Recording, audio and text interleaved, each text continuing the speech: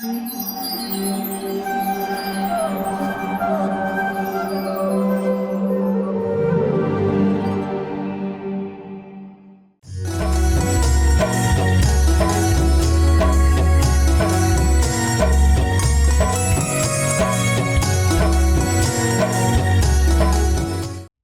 कृष्ण। कथा सागर कार्यक्रम में आप सभी का हार्दिक स्वागत है। जो शिक्षा अनुशासन प्रदान कर हमारी रक्षा करती है, मार्गदर्शन करती है, प्रेरणा देती है, उसे शास्त्र कहा गया है। शास्त्र हमारे ऋषियों और मुनियों द्वारा रचित वे ग्रंथ हैं जिनमें मानव जाति के हितार्थ अनेक प्रकार के कर्तव्य बतलाए गए हैं और अनुचित कृत्यों का निषेध किया गया है।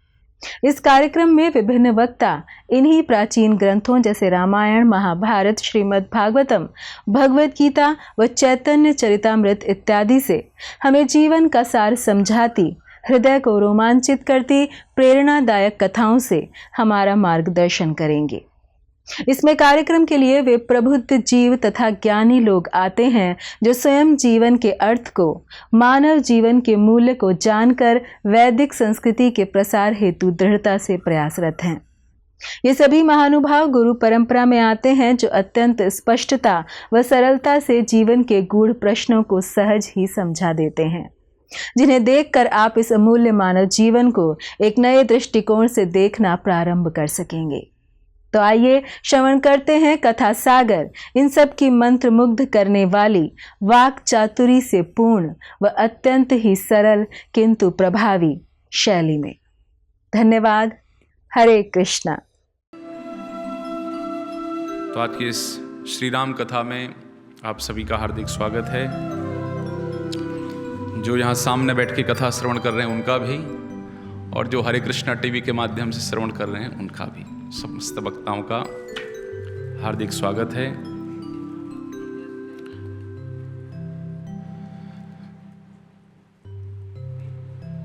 भगवान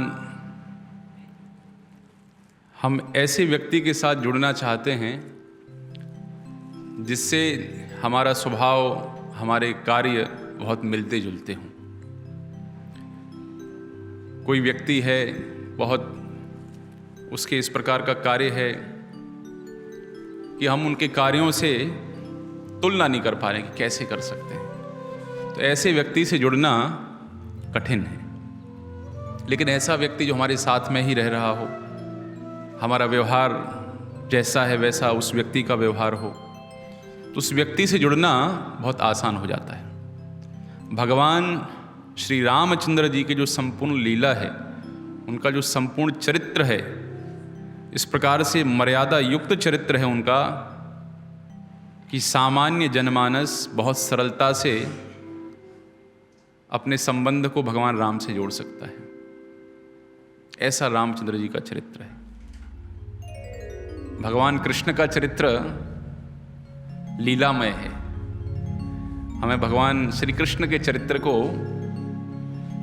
हम जीवन में पालन नहीं कर सकते हैं, लेकिन भगवान रामचंद्र जी ने ऐसा आदर्श प्रस्तुत किया है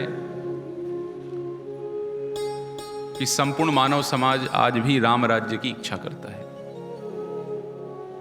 पुत्र कैसा हो, पिता कैसा हो, राजा कैसा हो, पति कैसा हो, योद्धा कैसा हो, जब हम सब गुणों की ओर विचार करते हैं तो भगवान राम का चरित्र आदर्श रूप से दिखाई देता है।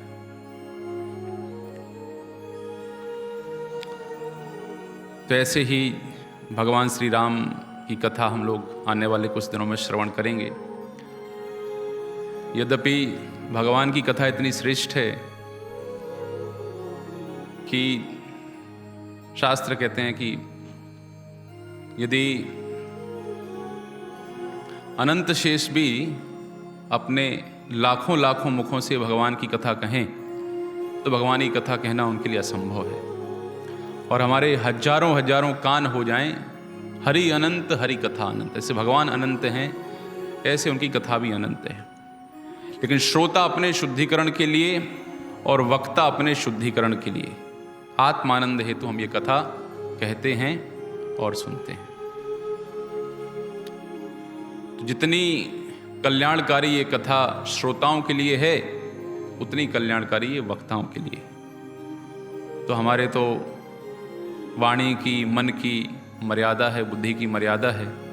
उस मर्यादा के साथ भगवान श्री राम जैसे अनंत चरित्र वाले व्यक्ति के गुणों का गुणगान कठिन है, लेकिन उसी परंपरा में महर्षि वाल्मीकि जी ने जिस प्रकार से प्रभु श्री राम जी के गुणों का वर्णन किया है, तो उसी में से उनके उच्चिष्ट के रूप में ग्रहण करके कुछ इस कथा में इस चर्चा करने का हम लोग प्रयास करेंगे। श्री रामः शरणं समस्त जगतां, रामं विना का गति, रामेण प्रतिहन्यते कलिमलं, रामाय कार्यं नमः। रामाद्रश्यति कालभीमभुजगो, रामस्य सर्वं वशे, रामे भक्तिरखण्डिता भवतु मे, राम त्वमेवाश्रयः। तो भगवान रामचंद्र जी हमारे आश्रय हों, उनकी भक्ति हमें प्राप्त हो, ऐसी राम जी से प्रार्थना है। कथा प्रारंभ करने के पहले सामान्य पद्धति है, हम महिमा को श्रवण करते हैं। महिमा श्रवण करना क्यों आवश्यक है? क्योंकि सुनना क्यों आवश्यक है, इसकी महिमा भी पता चलती है हम महिमा सुनते हैं। तो इसलिए सबसे पहले कथा श्रवण करने के पहले महिमा जानना बहुत आवश्यक है। जो हम राम कथा सुनने वाले हैं, इस राम कथा की महिमा क्या है, इसका महात्म्य क्या है। और साथ ही साथ वास्तव में भक्तों का स्वभाव, भगवान गीता में कहते हैं कथयन्तश्च माम नित्यम तुष्यन्ति च रमन्ति च। जैसे दुराचारी व्यक्ति को दुराचार करने में, आपस में दुराचारी व्यक्ति हों, दुराचार करने में उनको अच्छा लगता है, ऐसे भक्तों को आपस में हरि कथा सुनने में और कहने में आनंद लगता है।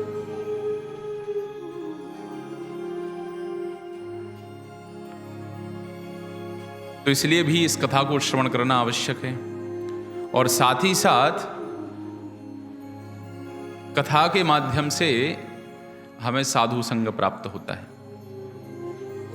अब मदिरालय में जाएंगे तो वहां क्या प्राप्ति होगी? शराब की बोतल। थिएटर में जाएंगे तो क्या मिलेगा? नौटंकी देखने मिलेगी कलाकारों की। लेकिन सत्संग में जाएंगे तो व्यासदेव जैसे, नारद जैसे, गोस्वामी गणों जैसे, वाल्मीकि जैसे जो महान साधु हैं, उनकी वाणी क्या है, उनका उपदेश क्या है, वो हमें सत्संग के माध्यम से श्रवण करने मिलता है। इसलिए भी श्रवण करना परम आवश्यक हो जाता है। और श्रवण ही वो वस्तु है, श्रवण ही वो क्रिया है जिसके माध्यम से हमें हमारे परमाराध्य के प्रति आकर्षण होता है। बार बार ये घटना आती है, मैं बार बार ये कथा में कहता हूं कि माता रुक्मणी ने कभी कृष्ण को देखा नहीं था। कभी माता रुक्मणी ने कृष्ण को नहीं देखा, बिना देखे ही प्रेम हो गया। कैसे? सिर्फ सुन करके। महाराज भीष्मक की सभा में आते थे नारद मुनि और आकर के भगवान कृष्ण के विषय में बड़ा गुणगान किया करते थे। किस प्रकार से कृष्ण अघासुर को मारा, बकासुर को मारा, वत्सासुर को मारा, पूतना का वध किया, कैसे गिरिराज जी को धारण किया। ये समस्त घटनाएं माता रुक्मणी को महाराज भीष्मक की सभा में अपने पिताजी के बाजू में बैठ के नारद मुनि की कृपा से सुनने के लिए प्राप्त होती थी। तो वही श्रवण कर करके उनका आकर्षण हुआ पहले भगवान कृष्ण के प्रति, और ये आकर्षण आगे चल के प्रेम में बदल गया। परीक्षित महाराज का कल्याण भी कथा श्रवण के माध्यम से हुआ। तो इसलिए श्रवण बहुत आवश्यक है। तो पहले तो सुनना आवश्यक है। हाँ, जैसे कोई व्यक्ति कहीं जा रहा है और जाते जाते कोई बहुत महत्वपूर्ण व्यक्ति उसको रास्ते में मिला, लेकिन उससे परिचय नहीं किया, फिर बाद में पता चला ये व्यक्ति तो बहुत विशेष थे, उनसे परिचय हो जाता, टाटा कंपनी के मालिक थे, तो बहुत बड़ा काम, हमारे 2-5 रिश्तेदार, उनको तो हम फ्री में ऐसे खाली फ़ोन करके हम उनको जॉब में लगा देते, बहुत अच्छे व्यवहार के व्यक्ति थे। तो बड़ा पछतावा होता कि क्यों हमने उनसे व्यवहार नहीं बढ़ाया, क्यों मुलाकात नहीं करी। तो इसलिए बिना कथा का महात्म्य सुने, यदि कथा सुन ली तो फिर बाद में लगेगा अरे, और बाद में कहीं महात्म्य सुना तो लगेगा महात्म्य पहले सुन लेना चाहिए था। इसलिए वक्ता ये जिम्मेदारी निभाता है कि कथा प्रारंभ करने के पहले कथा का महात्म्य बताते हैं। तो भगवान की इस पवित्र पावनी राम कथा का जो महात्म्य है, स्कंद पुराण में 5 अध्यायों में इसकी चर्चा की गई है। तो हम लोग भी प्रयास करेंगे उसी में से इस रामायण की क्या महिमा है, उस महिमा को श्रवण करने का। सूत जी और नारद मुनि के बीच संवाद है, नारद जी और चतुष्कुमारों के बीच का संवाद है। सूत गोस्वामी ऋषियों की सभा में ये प्रश्न सुनाते हैं। तो ऋषियों का प्रश्न है कि महाराज, इस कली काल में, कलयुग का जो लक्षण है, हम सब कली काल में रह रहे हैं, तो कलयुग के जो लक्षण हैं वो लक्षण बड़े विशिष्ट हैं, या हम कहें कि बड़े अधम और पतित लक्षण हैं। तो पहले कलयुग के व्यक्ति के लक्षणों के विषय में कहते हैं कि किस प्रकार के कलयुग के व्यक्ति के लक्षण हैं। वाचालाश्च भविष्यन्ति कलौ प्रायेण योषितः भिक्षुवश्चापि मित्रादि स्नेह संबंधी यंत्रिताः। पुरुष, स्त्री, साधु, व्यापारी, राजा, संत महात्मा, ब्रह्मचारी, गृहस्थी, अलग अलग प्रकार के लोगों के कलिकाल में क्या लक्षण हो गए, शास्त्रों में सबके विषय में बताया गया है। यहां कहते हैं कि कलयुग में अधिकांश स्त्रियां वाचाल होंगी, अर्थात बकवास करने वाली, और भिक्षा से जीवन निर्वाह करने वाले सन्यासी भी मित्र आदि के स्नेह संबंध में बंधे रहने वाले होंगे। गेरुआ तो वस्त्र धारण करेंगे, लाल चोला धारण करेंगे, लेकिन हो सकता बाजू में पत्नी बैठे होंगे, हो सकता गेरुआ वस्त्र धारण किए हुए हैं, लेकिन सब अपने इस संन्यास आश्रम के माध्यम से धन इत्यादि की प्राप्ति कर रहे हैं, उसके माध्यम से घर परिवार की व्यवस्था चला रहे हैं। अपने काका का लड़का, काका, चाचा, भतीजे सबको लगा दिया। ये हम नहीं कह रहे हैं, ये ऋषिगण कह रहे हैं। वे भोजन के लिए चिंतित होने के कारण लोभवश शिष्यों का संग्रहण करेंगे। कोई गुरु इसलिए ऋणी नहीं है कि गुरु को कोई उसको लगे अच्छा ये बड़ा आदमी है, इसको अपना चेला बनाना चाहिए, अपना काम बढ़िया चलता रहेगा। नहीं नहीं नहीं, ऐसा विचार गुरु का नहीं होना चाहिए। लोभवश शिष्यों का संग्रहण इस कलिकाल में होगा, लेकिन ये कहते हैं लोभवश शिष्यों का संग्रहण करेंगे, जबकि शिष्य की योग्यता के अनुसार ही शिष्य को ग्रहण करना चाहिए। बहुत प्रसिद्ध घटना आती है नरोत्तम दास ठाकुर जी के जीवन की। राजपुत्र थे, वृंदावन में निवास करते थे, उनके हृदय में यह आकांक्षा थी कि हमें दीक्षा प्राप्त करनी है लोकनाथ गोस्वामी से। लेकिन लोकनाथ गोस्वामी का भी संकल्प था दीक्षा देंगे नहीं हम।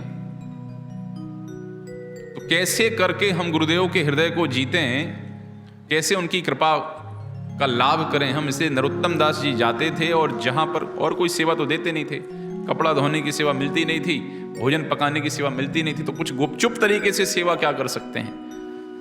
तो उस समय तो मोदी जी तो थे नहीं कि टॉयलेट बनवा देते, तो बाहर जाना पड़ता था। तो बाहर मल त्याग के लिए जाते थे। उसी समय नरोत्तम दास जी वहां जाकर के और मल का जो स्थान हुआ करता था उसको साफ कर देते थे। काफी दिनों तक देखते रहे लोकनाथ जी। फिर बाद में विचार किया कि कौन व्यक्ति जो इस स्थान को साफ करके जाता है। तो एक दिन छुप के झाड़ियों में देखा, तो देखा लोकनाथ जो है, लोकनाथ गोस्वामी ने देखा कि नरोत्तम दास उस स्थान को साफ करके जा रहे थे। वास्तव में हमें ये बात सुनने में बड़ी सरल लग रही है, लेकिन आप विचार करिए आज की दृष्टि से, यदि अंबानी जी का लड़का किसी गुरु के पास इस भावना से जा रहा है, उसका मल साफ कर रहा है कि गुरुदेव हमें स्वीकार कीजिए, तो इससे आप समझ सकते हैं कि उस गुरु की क्या स्थिति होगी और उस शिष्य की क्या शरणागति होगी। ये उदाहरण हमें शास्त्रों में दिखाई देता है। तो गुरु को शिष्य की योग्यता के अनुसार ही शिष्य को यद्यपि हम योग्य होंगे नहीं कभी, गुरु अनुकंपा बस ही स्वीकार करते हैं, लेकिन फिर भी ऐसा नहीं कि अयोग्य व्यक्ति को स्वीकार कर लिया जाए। आप विचार कीजिए, यदि सब संत महात्मा ही निर्धारित कर लें कि जब तक कोई व्यक्ति कड़ाई से नियमों का पालन नहीं करेगा, जब तक वो व्यक्ति मांसाहार कर रहा है, लहसुन प्याज का, कांदा लहसुन का सेवन कर रहा है, शराब पीता है, तमाकू मावा खैनी खाता है, जब तक ये व्यवहार, ये आचरण व्यक्ति का है, तब तक हम उसको दीक्षा प्रदान नहीं करेंगे। तो कहीं जगह नहीं मिलेगी उसको। जहां जाएंगे, इस दुकान में गए, कितने का आइटम है भाई? 100 रुपए का, छोड़ के जाएगा वहां से। जैसे आता ना अपने पास कोई आता, क्या दीक्षा लेनी है प्रभु जी? 4 नियम पालन करना है, चाय कॉफी भी नहीं पीनी है। तो इधर बहुत कठिन काम है, बाजू वाले के यहाँ चलते हैं। अब बाजू वाले की दुकान पे जाओ, कितने का आइटम है? 100 रुपए का। 90 में दोगे क्या? नहीं देंगे। बाजू सारे मार्केट में एक ही चीज चल रही, 100 रुपए में लेना है तो लो, नहीं तो घर जाओ। तो उस व्यक्ति को 100 रुपए में ही लेना पड़ेगा, बिल्कुल लेना पड़ेगा। इसी प्रकार से यदि सारे वैष्णव जन, सारे गुरुवर्ग इस प्रकार से दृढ़ निश्चय कर लें कि किसी व्यक्ति को दीक्षा तो तभी प्रदान की जाएगी जब पक्का होगा, तो वास्तव में जो गुरुओं का प्रभाव है, उन गुरुओं के प्रभाव से समाज में जो व्यभिचार है, दुर्भिक्षता है, वो सब बंद हो जाएगी। लेकिन कलिकाल क्या करेंगे? लोभवश शिष्यों का संग्रह करेंगे।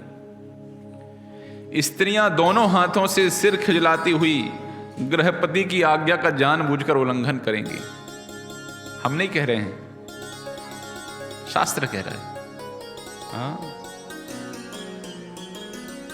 हमारे शास्त्र में, इतिहास में देखते हैं, अनेक अनेक माताएं हुई हैं। माता देवाहुति का चरित्र भागवत के 33 स्कंद में आता है। मनु महाराज, मनुष्यों के पिता, उनकी पुत्री देवाहुति इतनी सुंदर थी कि उनको देख के गंधर्व इत्यादि तो बेहोश हो जाते थे। लेकिन मनु महाराज किसको दे गए? भिखारी को। भिखारी मतलब जंगल में रहने वाले करदम मुनि। लेकिन माता देवाहुति ने ये नहीं कहा, पिताजी कुछ तो ध्यान रखो, कम से कम आपके घर में ऑडी में घूमते थे, कम से कम उसके यहाँ होंडा सिटी तो हो, ऑडी ना सही तो। आपका तो इतना बड़ा महल था, तो ठीक है, कम से कम उनका महल ना हो, कम से कम 2 BHK तो हो। वो तो झोपड़ी है एकदम, बिल्कुल। कैसे रहूंगी मैं? बिल्कुल नहीं कहा ऐसा। स्वेच्छा से पिताजी ने जो सुना उसको स्वीकार किया और शादी हुई। और करदम मुनि कहाँ गए? बोले हम पिकनिक पे अकेले जाएंगे, मतलब तपस्या करने अकेले जाएंगे, तुम यहीं रहो। तपस्या करने बैठ गए, तपस्या करने। वर्षों वर्षों बीत गए, लेकिन माता देवाहुति भगवान की सेवा में, करदम मुनि अपने पति की सेवा में लगी रही। और परिणाम क्या निकला? परिणाम हुआ भगवत प्राप्ति। भगवान कपिलदेव स्वयं माता देवाहुति के पुत्र बनकर के आए। ये तपस्या का फल है। ब्राह्मण पाखंडी लोगों के साथ रहकर पाखंडपूर्ण बातें करने लगेंगे, तब जानना चाहिए कि कलयुग खूब बढ़ चढ़ गया है। तो ये कलयुग के लक्षणों का वर्णन करते हुए ये प्रश्न पूछते हैं कि इस कलिकाल में लोगों की मुक्ति कैसे होगी, कैसे इस प्रभाव से वो बच सकते हैं, कैसे इस प्रभाव से दूर रह सकते हैं।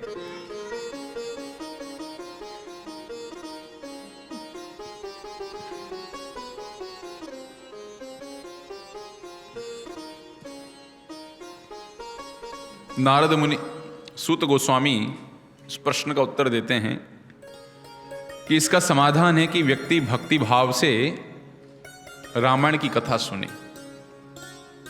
भक्ति भाव क्यों आवश्यक है? क्योंकि रामचंद्र जी की लीला है नरलीला, और जब प्रभु नरलीला करेंगे तो मनुष्यों के जो कार्य होते हैं वो मोहित करने, भगवान के कार्य वास्तव में मोहित करने वाले होते हैं। लेकिन जब भगवान मनुष्यों के कार्य करें तो इस प्रकार की लीलाएं बहुत भ्रम में डालने वाली होती हैं। भ्रमित करने वाली होती हैं। इसलिए बिना भक्ति भाव के व्यक्ति भ्रमित हो जाएगा। बिना भक्ति भाव के हो सकता व्यक्ति भगवान के प्रति ईर्ष्यालु भी हो सकता है। इसलिए भक्ति भाव के साथ इन कथाओं को, इन लीलाओं को श्रवण करना बहुत आवश्यक है। तो भक्ति भाव से श्रवण करे, और श्रवण से क्या होगा, पाप दोष से व्यक्ति मुक्त हो जाएगा और राम जी के परम पद को व्यक्ति प्राप्त करेगा। विशेष रूप से कब श्रवण करें ये कथा, तो कहते हैं कार्तिक महीने में सुने, और माघ महीने में सुने, और चैत्र महीने में सुने। इन 3 महीनों की महिमा बताई गई है। वैसे तो भगवान की कथा कभी भी सुन सकते हैं, भगवान की कथा सुनने में कोई नियम नहीं, कभी भी सुन सकते, लेकिन 3 महीनों में विशेष महिमा राम कथा की बताई गई है।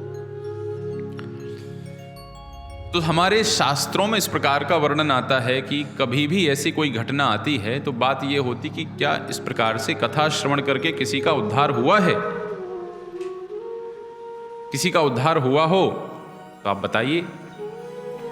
तो प्रमाण के साथ शास्त्रों में घटनाओं के साथ व्यक्त किया गया है। तो नारद मुनि कहते हैं, बहुत प्राचीन बात है, सौदास नाम का जो ब्राह्मण है, इसको राक्षस का शरीर प्राप्त हुआ था, उसको इसी रामायण कथा के श्रवण से मुक्ति प्राप्त हुई।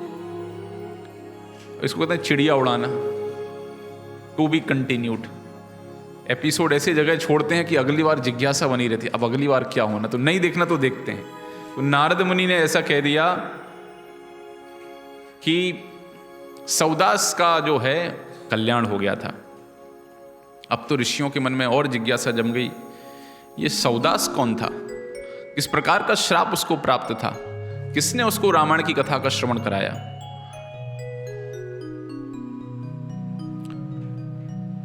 और उन्होंने कहा सूत गोस्वामी ने कि ये कथा जो आपको सुना रहा हूं, ये नारद मुनि ने सनत कुमार इत्यादि ऋषियों को सुनाई थी।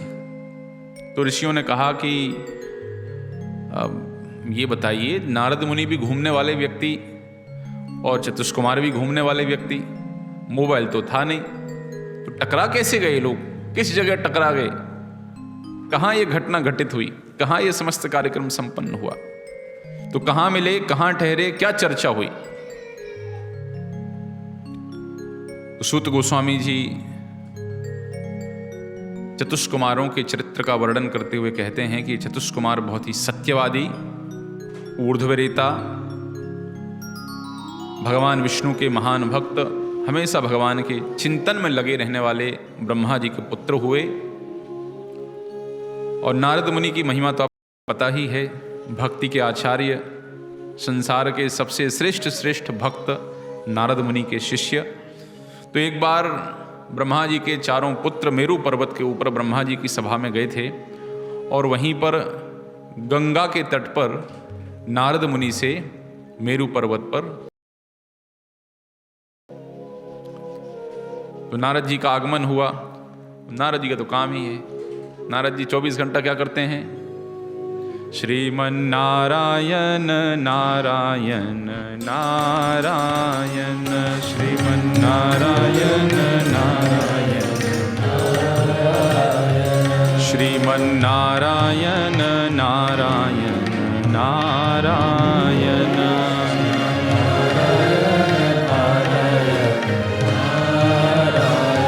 श्रीमन्नारायण नारायण नारायण,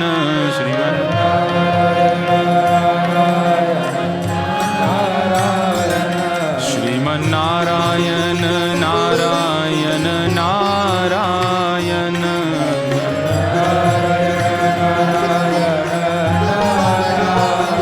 श्रीमन्नारायण नारायण नारायण,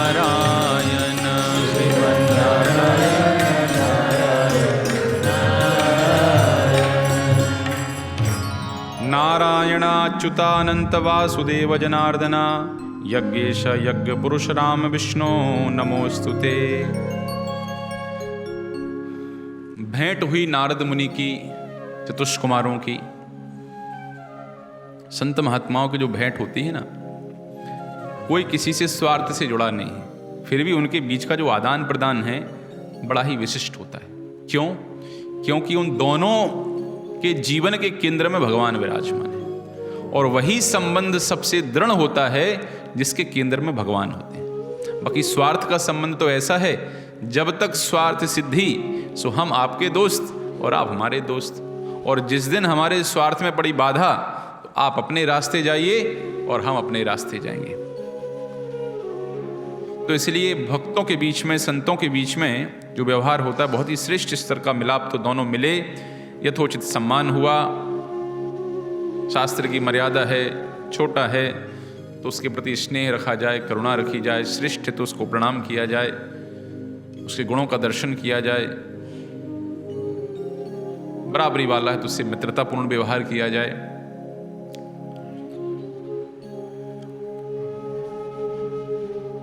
और पूजा करने के बाद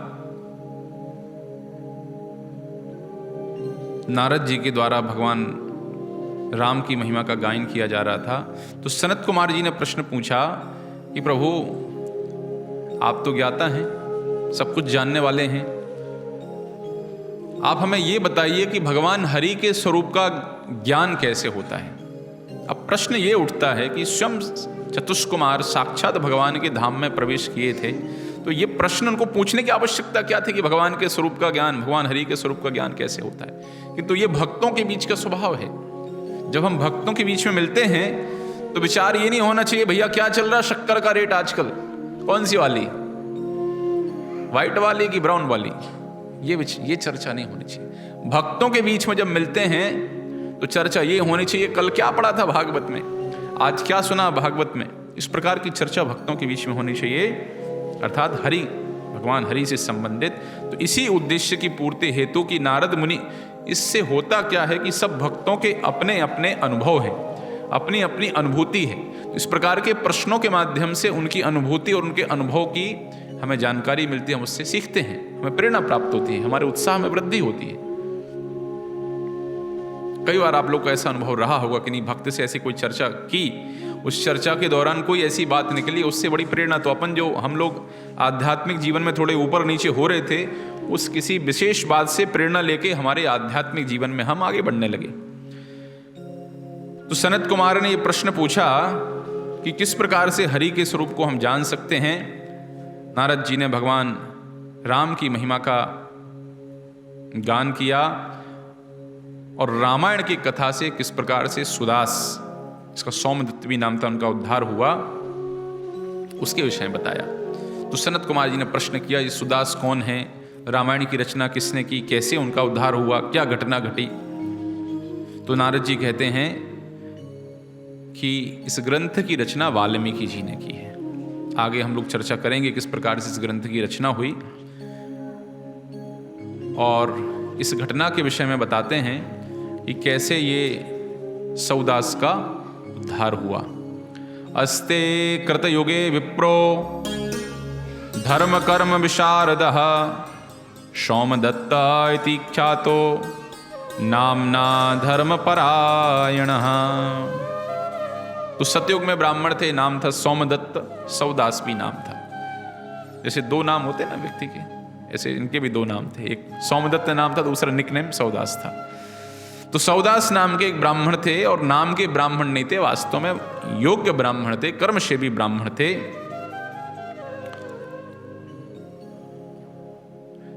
गौतम ऋषि से समस्त प्रकार के शास्त्रों का उन्होंने अध्ययन किया था, समस्त शास्त्रों का श्रवण उन्होंने गौतम ऋषि से किया था, और गौतम ऋषि की आज्ञा से ही सुंदर भगवान के पूजन में लगे हुए थे, गुरु के आदेश से।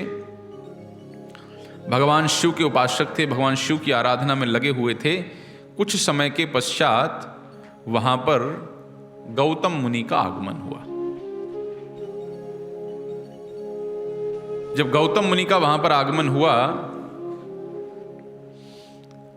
तो सामान्य लोग, हम लोगों ने भी सुना है कि भगवान के सामने किसी को प्रणाम नहीं किया जाता है, क्योंकि शिव जी की आराधना में ये सौमदत्त ब्राह्मण लगे हुए थे, इसलिए अपने गुरु को देख करके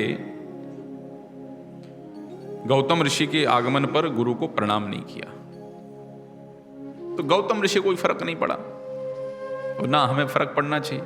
हमें प्रणाम नहीं किया। देखो कई बार लोग बोलते हैं, देखो उनके घर में गए, वो छोटे बच्चे को सिखाया नहीं लोगों ने कुछ, हमारे पैर तक छूने नहीं आए। अरे आ जाए तो अच्छा, इतना सम्मान के भूखे क्यों हैं हम? अच्छी बात है, प्राप्त हो जाए तो बहुत ठीक है, नहीं हो तो तड़फना नहीं है। तो गौतम मुनि को तो कोई फर्क पड़ा नहीं, लेकिन भगवान से, अपने भक्त के प्रति और विशेष रूप से गुरु के प्रति भगवान भोलेनाथ से यह अपराध सहन नहीं हुआ।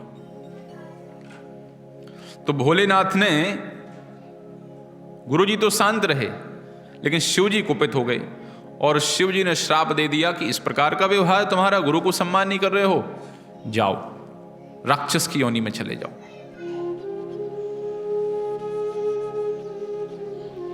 लो बैठे बैठे श्राप मिल गया। इतने अच्छे लगे थे भगवान की भक्ति में, अभी कब क्या हो जाए कुछ ठिकाना नहीं।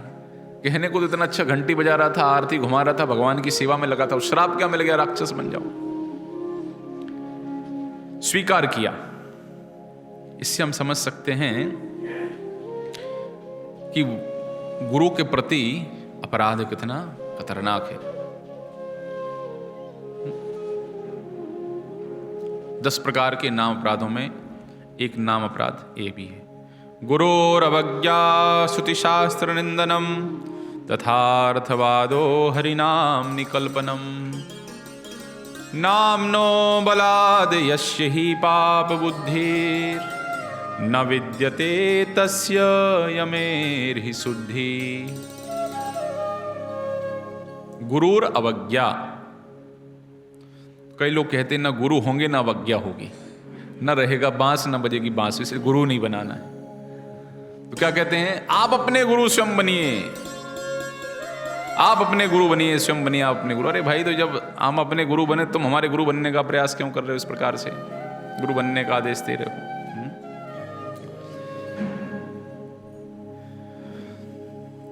तो गुरु के प्रति हमारा अपराध ना हो, और वैष्णवों की अनुकंपा, वैष्णवों को प्रणाम करने की बड़ी महिमा है।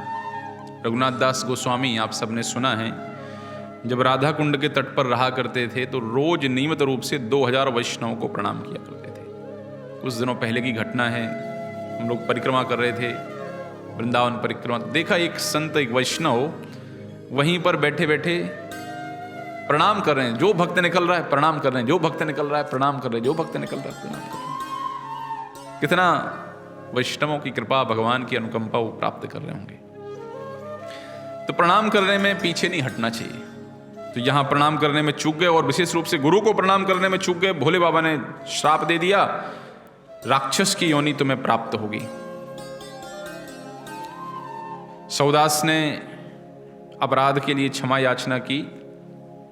गौतम ऋषि ने उनको बताया कि शुक्ल पक्ष,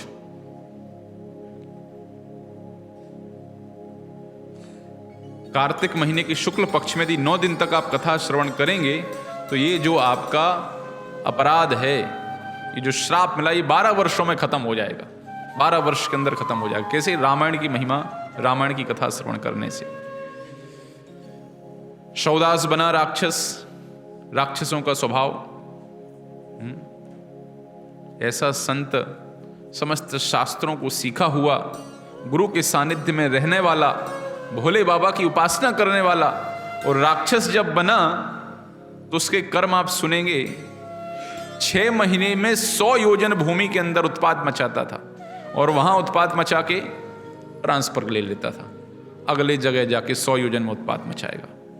रोज नरमांस का भक्षण करता था, घूमता घामता था, ब्राह्मणों को खा जाता था। राक्षसों की, वो ब्राह्मणों की पुश्तैनी दुश्मनी है। ब्राह्मणों को बहुत खाते हैं राक्षस लोग, सबसे अच्छा लगता है उनको ब्राह्मण का भोजन।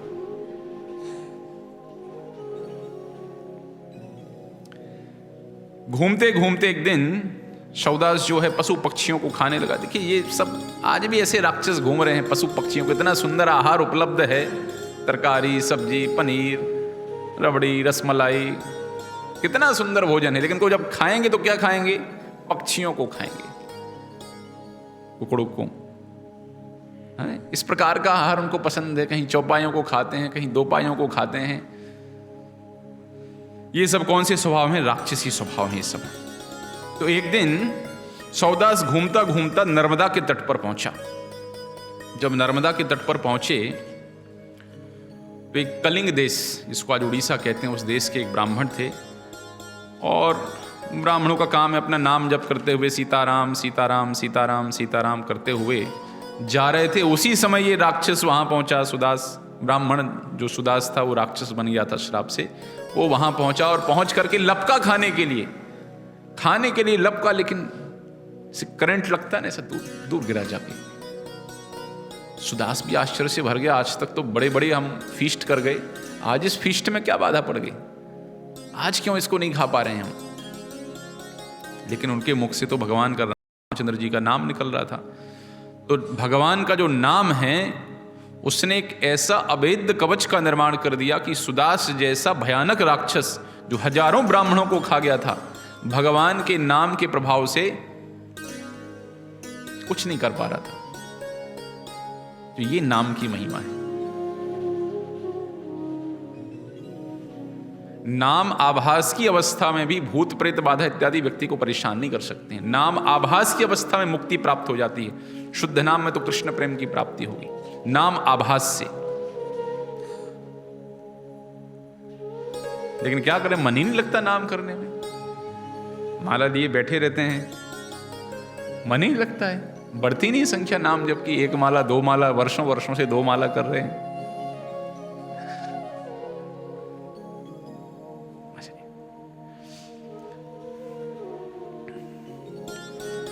एक बहुत सुंदर घटना पहले भी मैं कई बार सुना चुका हूं, लेकिन हम सब मनुष्य हैं, आप भी भूल जाते हैं, हम भी भूल जाते हैं। काशी के एक ब्रह्मचारी, जो लोग हमारे प्रवचन में नियमित रूप से आते रहते हैं, उनको कथा याद हो गई होगी।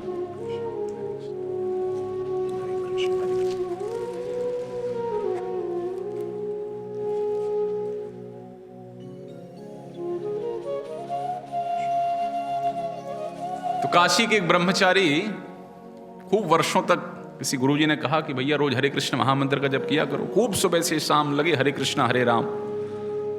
वर्षों हो गए जप करते करते। देखा इससे हमारे भक्तों के मन में कभी कभी हो जाता ना, प्रभु जी हरे कृष्ण जप करते करते परेशान हो गए। हरे कृष्ण जप करते करते परेशान हो गए, लेकिन अभी तक मन भटक रहा। 15 साल हो गए, 15 वर्षों से अभी तक मन भटक रहा है। कुछ लाभ नहीं हो रहा है। लाभ तो हो रहा है लेकिन दिखाई नहीं दे रहा है। क्या करें? तो ब्रह्मचारी के मन में भी ऐसा विचार आया कि 15 वर्षों से हरे कृष्णा कृष्णा कृष्णा हरे हरे, हरे राम राम राम हरे हरे, कुछ हुआ तो नहीं। चलो अब काशी से वापस घर चलते हैं। वापस घर की यात्रा पर निकले। घर जा रहे थे, रास्ते में दिमाग तो गर्म था। दिमाग जब गर्म होता है तो कई बार छोटी छोटी बातों पर भी गुस्सा आ जाता है। इसलिए कहते हैं जब दिमाग गर्म हो तो एकांत में ही रहना अच्छा है, नहीं तो पता नहीं किससे क्या बोल दें, जबरदस्ती का झगड़ा फंस जाए। तो दिमाग था बहुत गर्म। रास्ते में जा रहे थे, एक व्यक्ति पेड़ के ऊपर चढ़ के पेड़ काट रहा था, कुल्हाड़ी गिर गई नीचे। और उसने, सामान्य सी बात है, कहीं कुछ ऐसा होता है, प्रभु जी थोड़ा उठा देंगे क्या, माता जी थोड़ा ये हेल्प कर देंगे क्या, सामान्य सी भाषा है। तो वो जो भगत जी ऊपर चढ़ा हुआ था, पेड़ काट रहा था, उसने कहा भाई साहब जरा उठा देना हमारी कुल्हाड़ी। अब ये तो गर्म तो था पहले से, कुल्हाड़ी उठा देना, उठा लो अपनी कुल्हाड़ी। तुम्हारी कुल्हाड़ी उठाने के लिए बैठे हैं क्या हम? उसने तो वापस डांट दिया। अरे बोले भैया गर्म क्यों हो रहे हो, दे दो थोड़ा, विनती करी तो उसने कुल्हाड़ी ऐसी दी। और वो एकदम पेड़ के ऊपर, और हमारे ब्रह्मचारी भाई साहब ऐसे हाथ थोड़ा ऊपर बढ़ाया, उसने हाथ लंबा किया अपना और हाथ लंबा करके कुल्हाड़ी खींच ली। अब तो आश्चर्य में पड़ गया, यार 15 साल हो गए हरे कृष्णा करते करते, कोई प्रभाव दिखाई नहीं दे रहा है। ये अच्छा है, पेड़ काटने वाला सिद्ध है यहाँ, तो पेड़ काटने वाले सिद्ध हैं यहाँ, हरे कृष्ण करने वाले अभी हमें सिद्धि नहीं मिली है। बैठा रहा वहीं। जब उतर के बोले भाई साहब ये सिद्धि, अरे बोले ऐसी तो बहुत सिद्धियाँ हमारे पास, तमाम सारी सिद्धियाँ उसने दिखाई। तमाम सारी सिद्धियों को दिखाने के पश्चात बोले हमें मिलेंगी क्या? हाँ आपको भी मिल जाएंगी। बोले ये करना पड़ेगा। ठीक है, अच्छा ऐसा कोई काम बन रहा हो सिद्धि वाला, बोलने की आईफोन सुधर जाए और सुधर जाए तो फिर कितना अच्छा काम हो जाएगा, सिद्धि प्राप्त हो गई। किसी को बोलते हाँ चलो अभी 50,000 दे दो, हाँ हाँ दे देते हैं, सिद्धि जो बोलो वो कर दे। तो उसको लगा सिद्धि प्राप्त करते हैं। अभी सिद्धि प्राप्त करने के लिए जो विधि विधान थे सारे विधि विधान किए, चूंकि सिद्धि थी तामसिक, शमशान की सिद्धि थी। शमशान की सिद्धि के लिए जो था सारे कार्यक्रम किए। सारे कार्यक्रम करने के पश्चात उसने बोला मुर्दा लगेगा एक। बोले मुर्दा कहाँ से लाएंगे? बोले व्यवस्था हम कर देंगे, बाकी कार्यक्रम तुम्हें करना पड़ेगा। मुर्दा रखा, मुर्दे की जो भी उसका था पद्धति वो किया, और देखते हैं कि शमशान का देवता वहां हाजिर हो गया। और शमशान का देवता जब वहां हाजिर हुआ तो गुरु जी ने सब सिखा पढ़ा के भेजा था कि जब आ जाए तो कहना क्या है। तो उसने कह दिया ऐसा ऐसा ऐसा ऐसा ऐसा, लेकिन मांगने के पहले उसने एक विचार आया, भगवान ने ऐसे विचार दिया। उसने कहा कि पहले आप हमारे सामने आओ, आप सामने आइए हमारे। तो उसने कहा हम आपके सामने नहीं आ सकते, क्योंकि वर्षों वर्षों से आप जो भगवान के नाम का हरे कृष्ण महामंत्र का आपने जो जप किया था, उस जप के प्रभाव से यदि मैं आपके सामने आऊंगा तो हम जल के भस्म हो जाएंगे। उसने वहीं छोड़ा मुर्दे को, और वहीं छोड़ा अपने सिद्धि वाले गुरुजी को। और बड़ा पछतावा हुआ उसके मन में, हमारे गुरुजी ने हमें हरे कृष्ण महामंत्र दिया, इतने वर्षों हमने जप किया, मैंने अपनी श्रद्धा गुरु के ऊपर, इस मंत्र के ऊपर छोड़ दी। तो हम सब भक्तों के जीवन में बड़ी शिक्षा है कि वैष्णव मंत्र से श्रेष्ठ कोई मंत्र नहीं। जिनको वैष्णव मंत्र प्राप्त हुआ अपने गुरु के माध्यम से, पूरी श्रद्धा के साथ उस मंत्र का जप कीजिए। इन तथाकथित क्षणिक सिद्धियों के पीछे, क्षणिक चमत्कारों के पीछे मत भागिए। ये हरिनाम की शक्ति है। ऐसे कवच का निर्माण हुआ, राक्षस सुदास गया पीछे खाने के लिए, लेकिन कुछ हुआ नहीं। समझ गया संत पहुंचे हुए हैं। गुरु जी ने पहले उपदेश दिया था, बेटा 9 दिन रामचंद्र जी की कथा सुनोगे तुम्हारा कल्याण होगा। उसने अनुनय विनय किया, महाराज अनुकंपा कीजिए। ब्राह्मण जाति में पैदा हुए, भगवान शिव के श्राप से राक्षस योनि प्राप्त हुई है, आप हमें राम कथा का श्रवण कराएं। तो ये जो गर्ग मुनि थे, इन गर्ग मुनि ने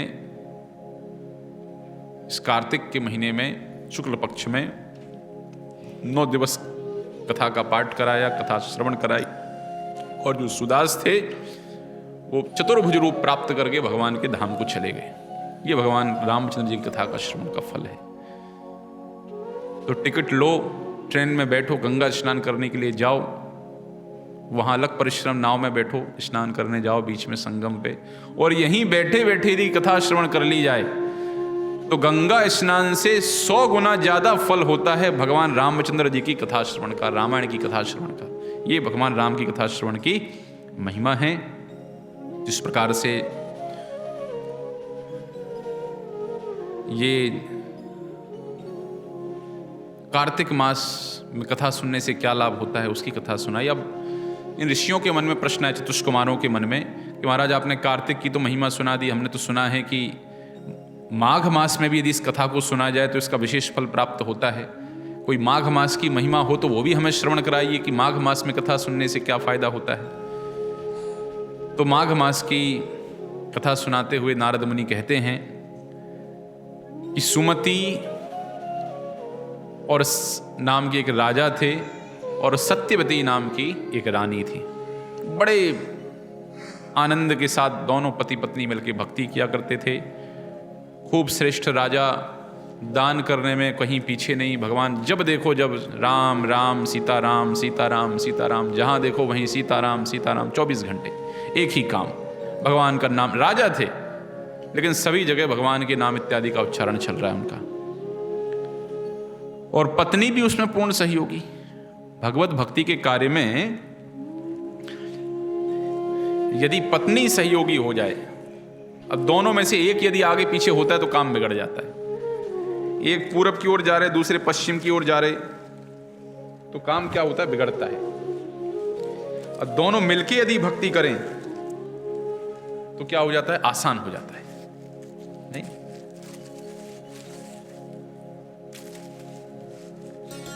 तो जितने भक्तमान राजा सुमति थे उतनी भक्तमती माता सत्यवती भी थी।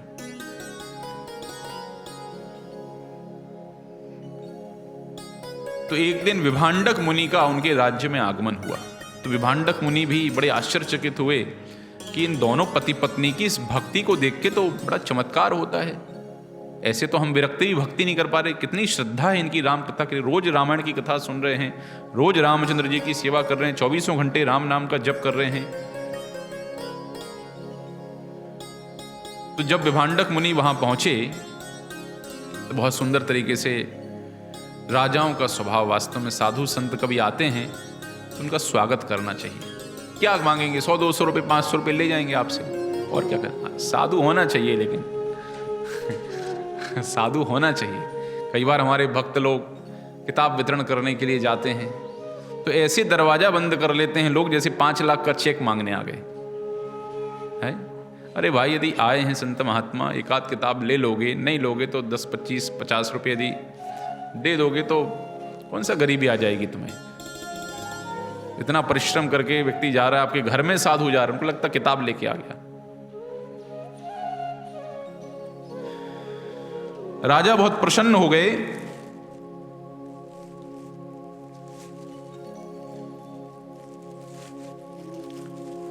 राजा बोले, यत्र श्यान महताम प्रेम तत्र स्यो सर्वसंपदः तेजः कीर्तिर्धनम पुत्र इति प्राहुर्विपश्चितः। कि जहां महापुरुषों का प्रेम होता है वहां पर धन, संपत्ति, पुत्र, तेज, कीर्ति सब कुछ स्वतः रूप से उपस्थित हो जाता है। और जहां संत महात्मा कृपा करते हैं वहां प्रतिदिन कल्याणमय साधनों में वृद्धि होती है। जो अपने मस्तक पर ब्राह्मणों का चरणोदक धारण करता है उस पुण्यात्मा पुरुष ने सब तीर्थों में स्नान कर लिया है, इसमें संशय नहीं है। ये भक्तों की संगति की महिमा है। इसलिए जब जब मौका मिले तब तब भक्तों का संग करना चाहिए। तो विभांडक मुनि के मन में जिज्ञासा था कि इनके अंदर इतनी राम भक्ति कहां से आ गई। तो उन्होंने पूछा कि भैया, आप लोग ये रामायण का पाठ करते रहते हैं, ये आपको इतनी रति कहां से हो गई। तो सुमति ने अपने पूर्व जीवन का व्याख्यान बताया। पूर्व जीवन में उनकी स्थिति किस प्रकार से थी। सुमति अपने पूर्व जीवन का वर्णन करते हुए कहते हैं,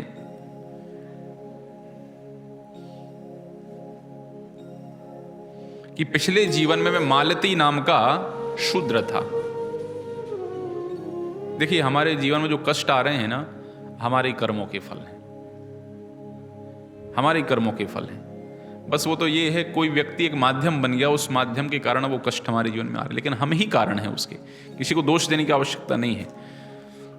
तो ये जो सुमति नाम के राजा, जो पुराने जीवन में शूद्र थे, जिनका नाम मालती था, उसने कहा कि सारे पाप कर्म करते थे हम, गो हत्या भी करते थे, ब्राह्मणों का वध भी करते थे, चोरी चकारी तो अपनी सामान्य बात थी, आते जाते बटुआ मार लेते थे, वो तो सामान्य बात थी अपने के लिए। कठोर बातें बोलने में तो ऐसे थे, और पापी और वेश्याओं से आसक्ति, ये सब हमारे सामान्य लक्षण थे।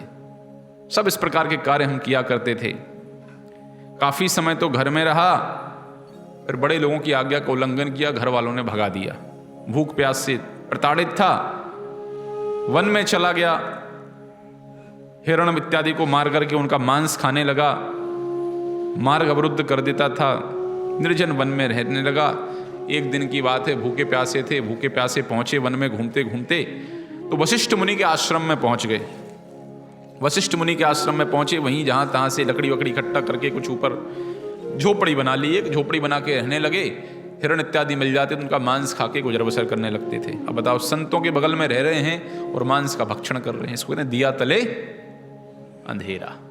वशिष्ठ मुनि जैसे महात्मा, जो स्वयं रामचंद्र जी के कुल गुरु हैं, उनके आश्रम के पास में रह करके इस प्रकार की अवस्था है। कई बार ऐसे होता है, भक्तों के घर में कोई कोई ऐसे प्राणी होते हैं कि घर में खुद संत महात्मा हैं और इनका स्वभाव ऐसा है कि रोज उनकी बोतलें खुल रही हैं। इस प्रकार के लोग भी हो जाते हैं। तो ये जो पूर्व जीवन में मालती नाम, सुमति राजा जो पूर्व जीवन में मालती नाम के शूद्र थे, अब वहीं रहने लगे, अपना जीवन बसर करने लगे। अब सत्यवती के पूर्व जीवन की कथा, उसका नाम था काली, निषाद की पुत्री थी। जो भी घटना घटी, पति का ही मर्डर कर दिया। पति का मर्डर कर दिया, भगा दिया लोगों ने। भागते वृद्ध अवस्था में, जीर्ण शीर्ण अवस्था में पहुंची, भागते घूमते पहुंच करके अब दो बेचारे दुखी आत्मा, दोनों संग हो लिए। वो भी भागते भूखते भूख से त्रस्त थी, झोपड़ी के नज़दीक पहुंच गई इस व्यक्ति की, जो ये मालती था। उसने भी अपना समझ के भोजन इत्यादि कराया। दोनों गृहस्थ के जैसे रहने लगे। एक दिन भूख प्यास से प्रताड़ित थे। प्रताड़ित होने के कारण चलते चलते वशिष्ठ मुनि कुटिया के पास में पहुंच गए और वहीं पर भगवान श्री रामचंद्र जी की कथा चल रही थी। अनिच्छापूर्वक उन लोगों ने ये रामायण की कथा का श्रवण किया और अनिच्छापूर्वक श्रवण करने के पश्चात भी उनको ब्रह्मलोक इत्यादि की प्राप्ति हुई। राजा सुमति कहते हैं कि वर्षों वर्षों तक ब्रह्मलोक में रहने के पश्चात, इंद्र इत्यादि लोकों में रहने के पश्चात इस धरती पर हमें ये राजपाठ प्राप्त हुआ है। भूख प्यास से प्रताड़ित अनिच्छापूर्वक रामायण का श्रवण करने से उनको इतना श्रेष्ठ ऐश्वर्य प्राप्त हुआ। कोई व्यक्ति इच्छापूर्वक यदि कथा श्रवण करता है तो उसको क्या लाभ और क्या भगवत कृपा प्राप्त होगी, इससे हम समझ सकते हैं। तो ये रामायण की महिमा थी। 5 अध्यायों में रामायण की महिमा की, किस प्रकार से भूतकाल में रामायण का श्रवण करके लोगों को कल्याण हुआ है, उनको भगवत प्राप्ति हुई है। अब हम हमारे रामचंद्र जी की जो लीला है, मुख्य रूप से 7 कांड इसके अंदर आते हैं। हाँ, कांड को एक दिन एक लड़की कॉलेज नहीं पहुंची, तो उसने, लड़के ने पूछा भाई कल क्यों नहीं आई थी? तो उसने कहा कि कल हमारे यहां ब्यूटीफुल ट्रेजेडी हो रही थी। अब वो लड़का भी संशय पड़ा, ब्यूटीफुल ट्रेजेडी हो रही थी, है? ये ब्यूटीफुल ट्रेजेडी क्या है? बोले हमारे यहां कल सुंदर कांड था। तो ऐसे इस कांड को कांड मत समझिए, ये कांड अर्थात एक आख्यान है, भगवान के बाल लीलाओं का विशेष रूप से चरित्र है। तो हमारी इस कथा के अंदर, 3 दिन की कथा के अंदर, हम लोग भगवान रामचंद्र जी की बाल कांड की जो लीलाएं हैं, बाल कांड की जो कथा है, हम उसका श्रवण करेंगे। तो सबसे पहले ये प्रश्न आता है कि ये कथा किस प्रकार से प्रारंभ हुई, कब ये कथा हुई, कब कथा ये शुरू हुई, कैसे वाल्मीकि जी को प्रेरणा प्राप्त हुई कथा की रचना करने का। सबके मन में होता ना, जिज्ञासा होती कि भाई ये कथा आखिर कैसे लिख दी गई। ऐसी इच्छा हो गई कि चलो ठीक है, अब बैठे हैं फालतू, लाओ पेन पेपर लाओ, कुछ लिख देते हैं। ऐसे लिख दी गई, कुछ विशेष कारण था? क्योंकि जब ये कथा इतनी दिव्य है कि जिसके श्रवण करने से लोगों का कल्याण हो रहा है, तो किस प्रकार से ये कथा इस संसार में अस्तित्व में आई? तो ये विचार करने के ये वाल्मीकि जी सबसे पहले इस बाल कांड के अंदर किस प्रकार से वाल्मीकि जी को प्रेरणा प्राप्त हुई इस कथा की रचना का, उसके विषय में बताते हैं। एक बार की घटना है, वाल्मीकि जी अपने आश्रम में बैठे हुए थे। कहाँ है वाल्मीकि जी का आश्रम? आज भी कानपुर के पास में तमसा नदी भी है वहाँ पर, और वहीं पर गंगा नदी भी है। उसी के तट पर वाल्मीकि जी का आश्रम है। तो वाल्मीकि जी एक दिन बैठे हुए थे। ओम तपस्वाध्याय निरतं तपस्वी वाग्विदाम्बरं नारदं परिप्रपच्छ वाल्मीकि मुनिपुंगवम। तो वाल्मीकि जी के सम्मुख नारद मुनि एक दिन थे, वहीं वाल्मीकि जी बैठे हुए थे। तो नारद मुनि से वाल्मीकि जी ने प्रश्न पूछा, को नवस्मिन् साम्प्रतं लोके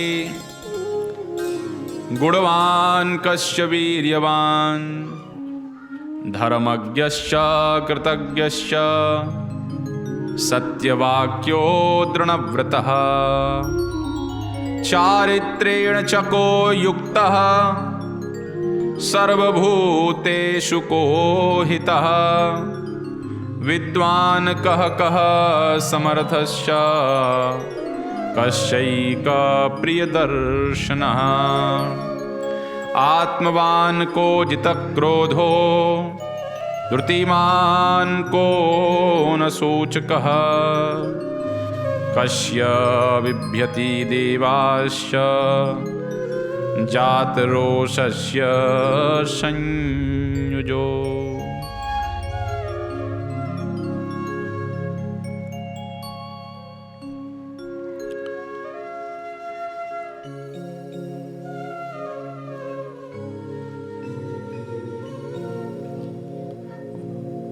वाल्मीकि जी ऐसे व्यक्ति के विषय में खोज कर रहे थे जिस व्यक्ति के अंदर एक भी दोष ना हो।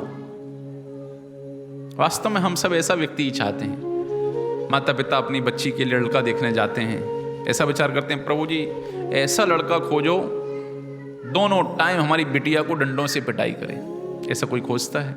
ऐसा बेटा खोजो, ऐसा लड़का खोजो कि सुबह शाम गांजा पी के पड़ा रहे। हम नहीं चाहते ऐसा। हम भले ही पीते हों लेकिन चाहते हमारी बिटिया का विवाह ऐसे जगह हो एकदम राम जी के तरह, एकदम मर्यादा का पुरुषोत्तम हो। वो भी ऐसा विचार हम रखते हैं। हर व्यक्ति इस संसार में श्रेष्ठ व्यक्ति से जुड़ना चाहता है, श्रेष्ठ व्यक्ति की खोज करता है। वाल्मीकि जी भी इस प्रकार के गुणों की ओर, इस प्रकार के गुणी व्यक्ति की ओर उनका आकर्षण था। और सामान्य बात है जो जैसा होता है उसका उसी प्रकार के लोगों के प्रति आकर्षण होता है। कॉलेज की शुरुआत के दिनों में लोग जाते हैं कॉलेज में, शुरू में सब 1-2 महीने साथ में रहते हैं, फिर सबके ग्रुप बन जाते हैं। पीने वाले पीने वालों के साथ, खाने वाले खाने वालों के साथ, घूमने वाले घूमने वालों के साथ, और पढ़ने वाले पढ़ने वालों के साथ, सबके अपने अपने ग्रुप बन जाते हैं। तो जो व्यक्ति जैसा होता है वैसे लोगों की संगत वो खोज ही लेता है, वैसे व्यक्ति से ही वो मिलना चाहता है। वाल्मीकि जी परम साधु व्यक्ति थे, इसलिए वो एक ऐसे व्यक्ति के विषय में खोज रहे थे जिसका चरित्र पूर्ण रूप से पवित्र हो, जिसके चरित्र के अंदर कोई दोष ना हो। इसलिए कह रहे हैं को नवस्मिन सांप्रतम लोके गुणवान कश्च वीर्यवान।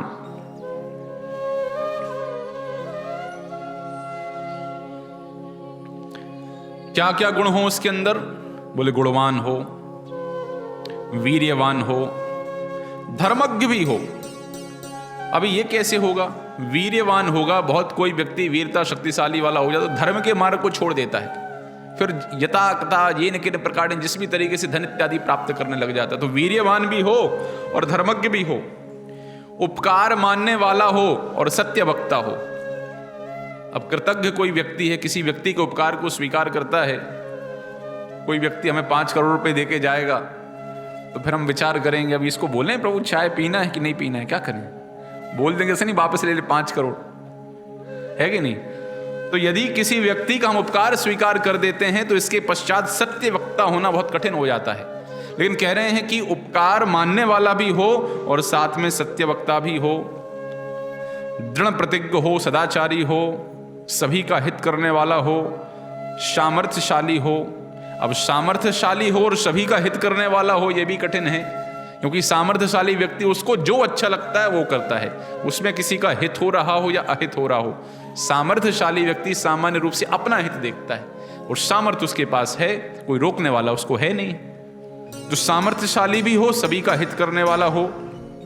अब सामर्थ्यशाली हो और सुंदर भी हो सकता बड़ा 6 फीट का तगड़ा पहलवान है लेकिन देखने में सुंदर नहीं है।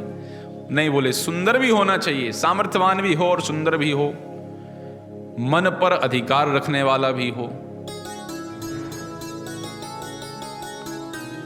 क्रोध को जीतने वाला हो, कांतिमान हो, किसी की निंदा करने वाला ना हो, और साथ ही साथ यदि क्रोधित हो जाए तो देवता भी उससे थर थर कांपे, ऐसा व्यक्ति बताइए महाराज।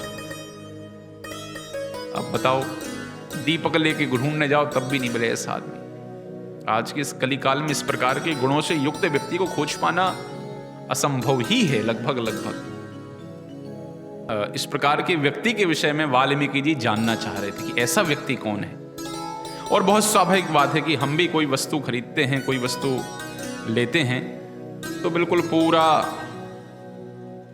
तोल मोल के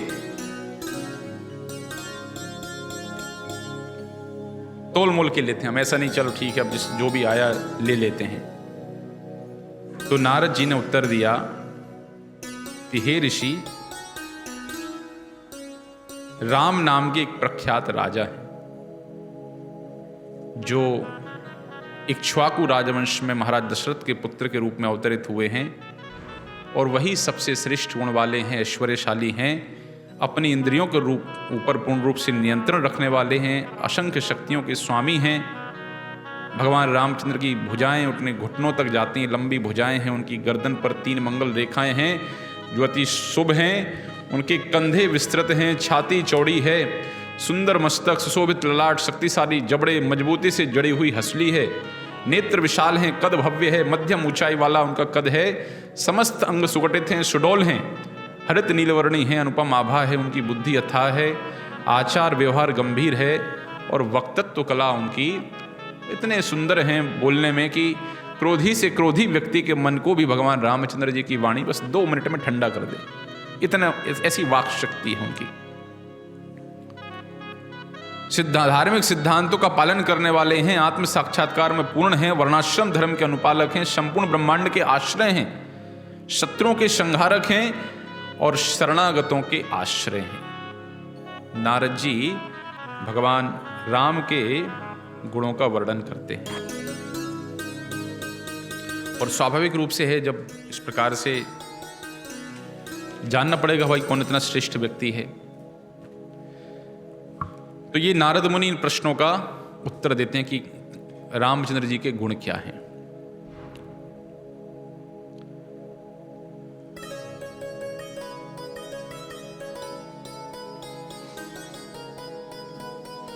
शास्त्रों में जो ज्ञान है वो प्रश्न उत्तर के रूप में है।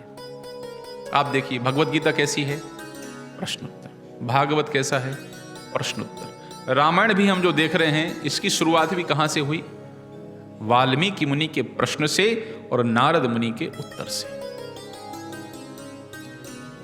जो शास्त्रों का ज्ञान है वो प्रश्न उत्तर के रूप में है, लेकिन इस ज्ञान का प्रवाह जो है एक उत्सुक और जिज्ञासु जो श्रोता है और योग्य और समृद्ध जो शिक्षक है, उन दोनों के बीच में ही इस ज्ञान का आदान प्रदान होता है, जो चर्चा होती है। अब प्रवचन तो कर दिया, किसी से पूछा कोई प्रश्न है, तो ऐसा लगता है कि मुंह पे ताला लगा के चाबी तो घर में ही छोड़ के आए। प्रश्न मत पूछिए, प्रश्न हमारा कुछ है नहीं। अच्छी बात है, प्रश्न नहीं है अर्थात सब समझ में आ गया है या कुछ भी समझ में नहीं आया, 2 ही स्थितियां हो सकती हैं।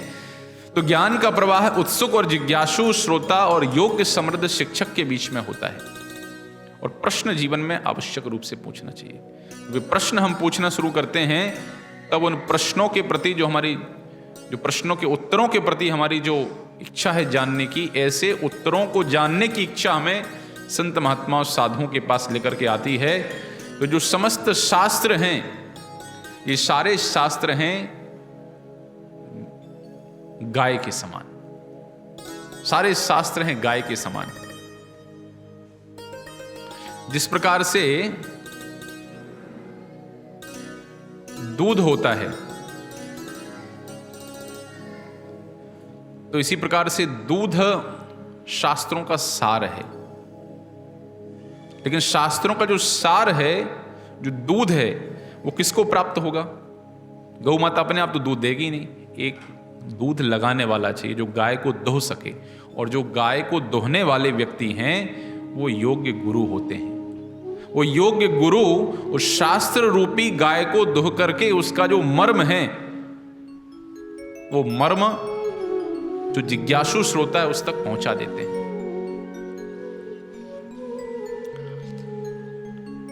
और जो विद्यार्थी है, जो उस ज्ञान को सुन रहा है, वो है उस पात्र के समान। अब आप विचार कीजिए, गौ माता बड़ी अच्छी हैं, अपने गौशाला की गिर गाय, और लगाने वाले गुरुजी भी अच्छे हैं, लेकिन जो पात्र है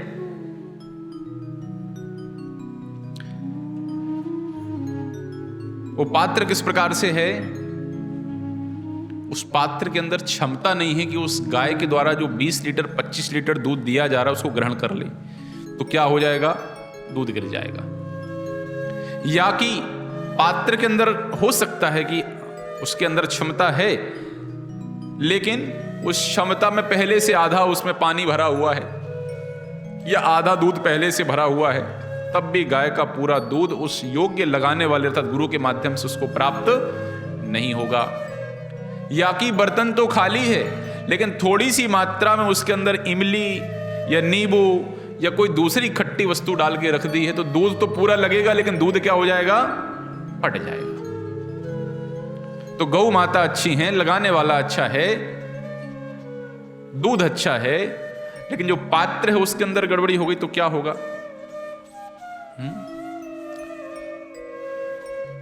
तो इसी प्रकार से इस शास्त्रों के ज्ञान को सीखने के लिए हमें योग्य पात्र बनने की आवश्यकता होती है। तस्माद् गुरुं प्रपद्येत जिज्ञासु श्रेयः उत्तमा। इसलिए बार बार शास्त्र में ये व्याख्या की जाती है कि जाइए गुरु की शरण में।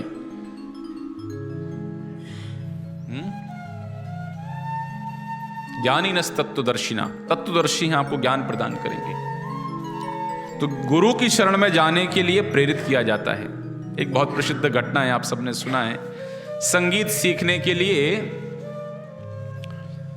जाते हैं दो विद्यार्थी गुरुजी के पास। गुरुजी ने कहा,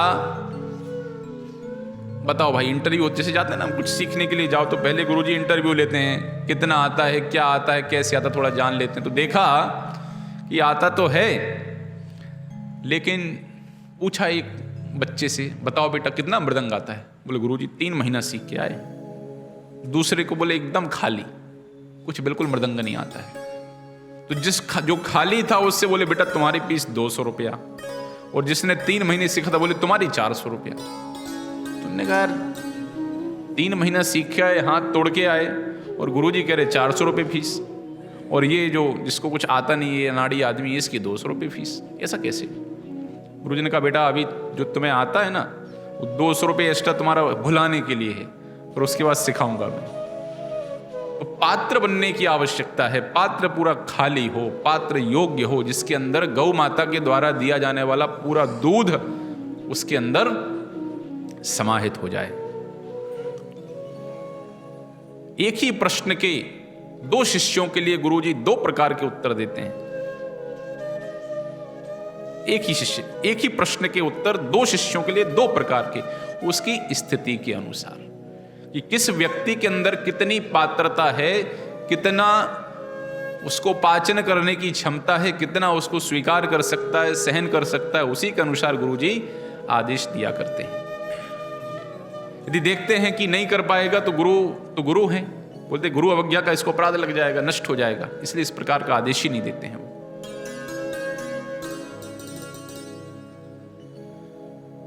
वाल्मीकि जी के अंदर वो पात्रता थी, जिस पात्रता के कारण नारद मुनि ने उनको इस पवित्र रामायण का ज्ञान प्रदान किया।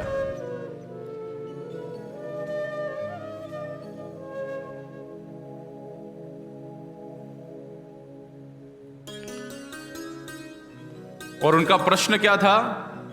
प्रश्न ये था कि किस प्रकार से हमें सबसे श्रेष्ठ चरित्र वाले व्यक्ति के विषय में जानना है। उसके विषय में नारद मुनि बता रहे हैं। सामान्य रूप से हम देखते हैं कि 1 या 2 गुणों से ही हम संतुष्ट हो जाते हैं, लेकिन हो सकता है कोई व्यक्ति बाहर से बहुत सुंदर हो लेकिन अंदर से बहुत बदसूरत हो सकता है, अंदर से उसके अंदर बहुत कपटता हो सकती है। हो सकता है कोई व्यक्ति संपत्ति से बहुत धनवान हो लेकिन हृदय से बहुत गरीब हो सकता है। बहुत धन संपत्ति, लेकिन संत महात्मा पहुंच जाएं, किसी व्यक्ति को आवश्यकता है तो 10 पैसा उसके हृदय से छूटता नहीं। हो सकता कोई व्यक्ति बहुत बुद्धिमान हो लेकिन व्यवहार में बहुत क्रूर हो सकता है, बहुत बुद्धिमान है। तो गुणों का समुच्चय, गुणों का समूह, जिन गुणों की खोज वाल्मीकि जी कर रहे हैं, उस प्रकार के हम लोग तो सामान्यतः संतुष्ट हो जाते हैं, लेकिन वाल्मीकि जी संतुष्ट नहीं हुए। अपनी सारी की सारी शर्त उठा के रख दी। महाराज ऐसे व्यक्ति के विषय में बताइए, ये सारे गुण जिस व्यक्ति के अंदर पूर्णता में विद्यमान हो, ऐसे व्यक्ति के विषय में हम जानना चाहते हैं। साहसी हो सकता है कोई व्यक्ति, बड़े बड़े साहसी योद्धा हुए हैं इस पृथ्वी के ऊपर, लेकिन शोषण करने वाले हुए हैं, सामान्य जनमानस को बिना किसी कारण से कष्ट पहुंचाने वाले हुए हैं, उनका शोषण करने वाले हुए हैं, उनकी हत्या करने वाले हुए हैं। और हो सकता है कि कोई व्यक्ति दृढ़ संकल्प को धारण करने वाला हो, लेकिन उस दृढ़ संकल्प के साथ उसके अहंकार के कारण उसके अंदर क्रोध का प्रवेश होता है। लेकिन वाल्मीकि जी ऐसे व्यक्ति के विषय में, वाल्मीकि जी ऐसे व्यक्ति के विषय में जानना नहीं चाह रहे, सर्वश्रेष्ठ व्यक्ति के विषय में जानना चाह रहे थे। भगवान रामचंद्र जी के विषय में नारद मुनि ने बताया कि इस प्रकार के व्यक्ति इक्ष्वाकु वंश में प्रकट हो गए हैं, उनका नाम राम है, वो समस्त गुणों की खान है। राम राज्य की स्थिति के विषय में बताते हैं कि भगवान राम जी के राज्य में स्थिति ऐसी है कि जहां कोई भी व्यक्ति न शारीरिक रोग से पीड़ित है और न मानसिक रोग से पीड़ित है। ये राम राज्य की अवस्था है। प्रत्येक व्यक्ति सुखी है, संपन्न है, भूख, अभाव, चोरी, इसका तो ताले तो लगते ही नहीं राम राज्य में। शटर लगाने की तो आवश्यकता नहीं है, दरवाजे लगाने की कोई आवश्यकता नहीं है। प्रचुर मात्रा में अन्न, फल, सब्जी, दूध सब वस्तुएं उपलब्ध हैं और प्रजा उसी धर्मनिष्ठा और प्रसन्नता का अनुभव करती है जो सतयुग में पाई जाती थी। ये अभी कैसे कह रहे हैं नारद मुनि? ये नहीं कह रहे कि ऐसा है, जब वाल्मीकि जी को कह रहे हैं बोले ऐसा होगा, क्योंकि अभी राम जी राजा बने नहीं हैं, अभी राम जी राजा बने नहीं हैं, इसलिए कह रहे भविष्य में ऐसा होगा। न कोरोना आएगा, न H1N1 फ्लू आएगा, न बाढ़, न भूकंप, न महामारी, न काल, कुछ नहीं होगा। स्त्रियां सदैव पवित्र रहेंगी, विधवा नहीं होंगी स्त्रियां, वैधव्य नहीं आएगा स्त्रियों को। और इस प्रकार से भगवान श्री रामचंद्र इस धराधाम में 11,000 वर्षों तक शासन करेंगे। तो इस प्रकार से राम राज्य का वर्णन करते हैं नारद मुनि कि ऐसी अवस्था रहेगी। और अंत में कहते हैं कि रामचंद्र जी के जीवन के ऊपर जो व्यक्ति इस राम कथा को सुनेगा वो कैसी रहेगी? आयु बढ़ाने वाली होगी और रामायण को पढ़ने वाला मृत्यु के अनंतर पुत्र, पौत्र, परिजन वर्ग के साथ भगवत धाम की प्राप्ति करेगा। तो ये रामायण की महिमा, रामचंद्र जी की महिमा और राम राज्य की महिमा बताते हैं नारद मुनि। और इसके पश्चात नारद जी वहां से चले जाते हैं। तो एक बहुत सुंदर भजन है भगवान की इस कथा के ऊपर। तो आइए थोड़ा भगवान की इस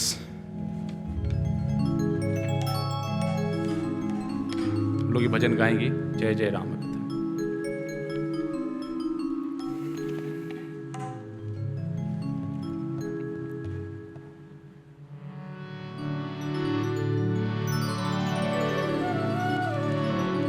बहुत सुंदर भजन है कि भगवान की कथा किस प्रकार की है, भगवान की कथा श्रवण से क्या लाभ है, किसने इस कथा का श्रवण किया और किस प्रकार का फल उसको प्राप्त हुआ।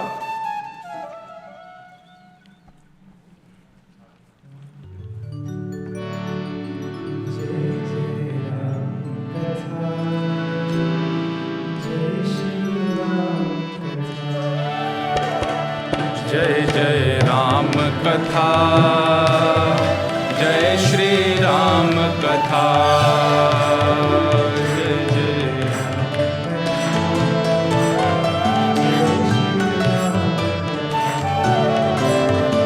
जय जय राम कथा, जय श्री राम कथा।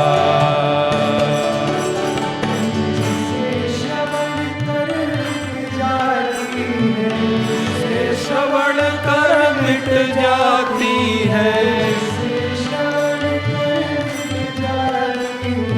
जिसे श्रवण कर मिट जाती है।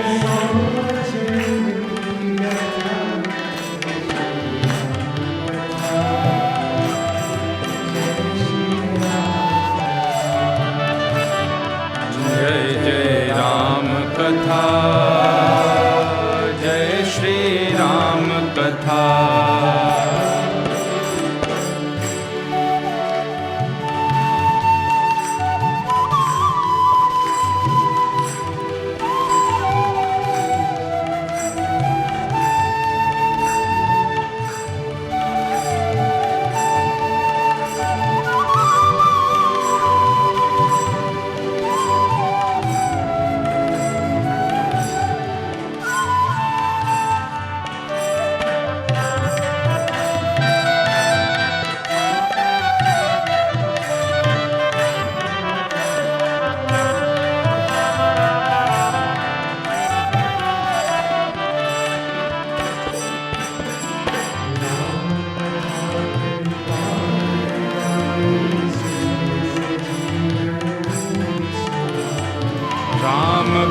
कथा कलि कामद गाए, सुजन सजीवन मोरि सहाय।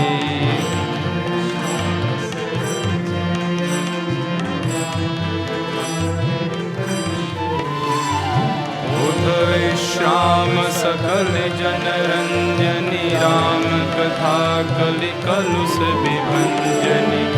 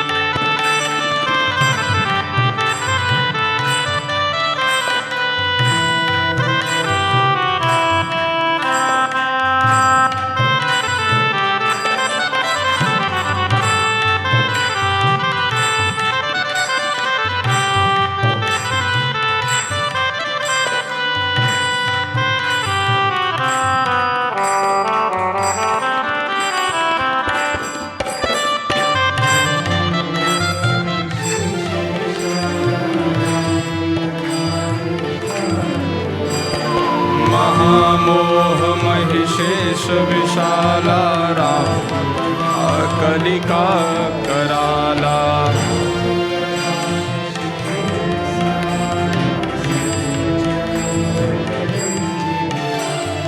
राम कथा शशि किरण समाना, संत चकोर करहि जेहि पाना।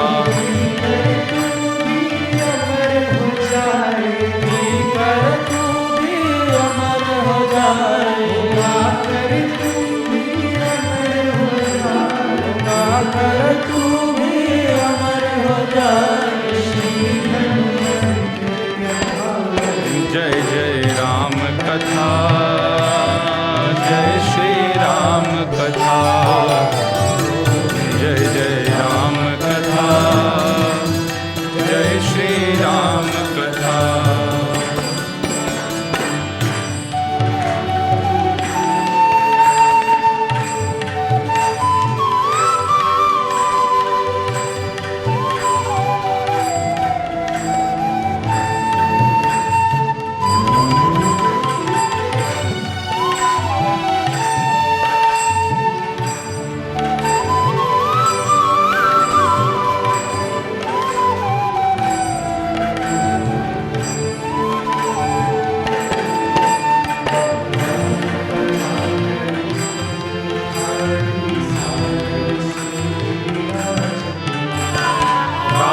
कथा कलि विटप कुठारी, सादर सुनु गिरिराज कुमारी।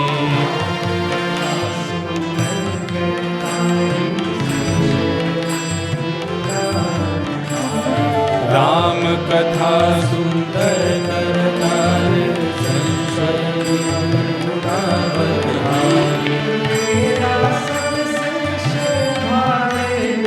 तेरा सब संशय भागेगा,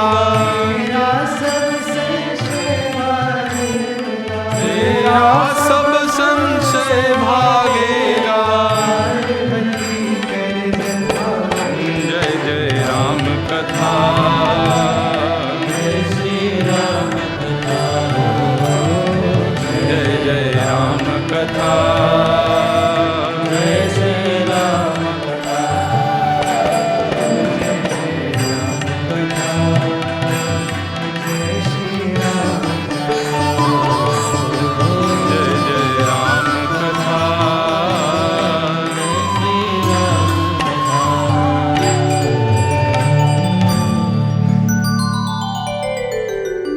सीतारामचंद्र भगवान की।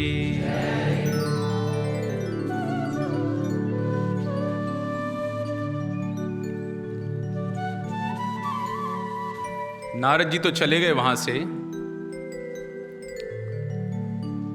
तो कहता है ना, कोई व्यक्ति कोई ऐसी बात कह के चला जाए तो बार बार बार बार उस बात का चिंतन होता रहता है। नारद मुनि वहां से चले गए, लेकिन वाल्मीकि जी के मन में बार बार भगवान के एक इस प्रकार के व्यक्ति का चिंतन चल रहा था, राम जी का चिंतन चल रहा था, जिसके विषय में नारद जी ने उन्हें बताया था। उन्हीं बातों का चिंतन चल रहा था। तो नारद जी तो पूजित होकर वहां से चले गए। इस प्रकार का चिंतन लेकिन चल क्यों रहा है? Purity is the force, Srila Prabhupada ji ने कहा, utility is the principle, books are the basis and purity is the force. तो शुद्धता ही बल है। वास्तव में नारद मुनि जैसे संतों का जो भक्ति का बल है, वो भक्ति के बल से व्यक्ति प्रभावित हो जाता है। हम सबके जीवन में, हम भी किसी न किसी संत महात्मा से प्रभावित हो गए संसार में।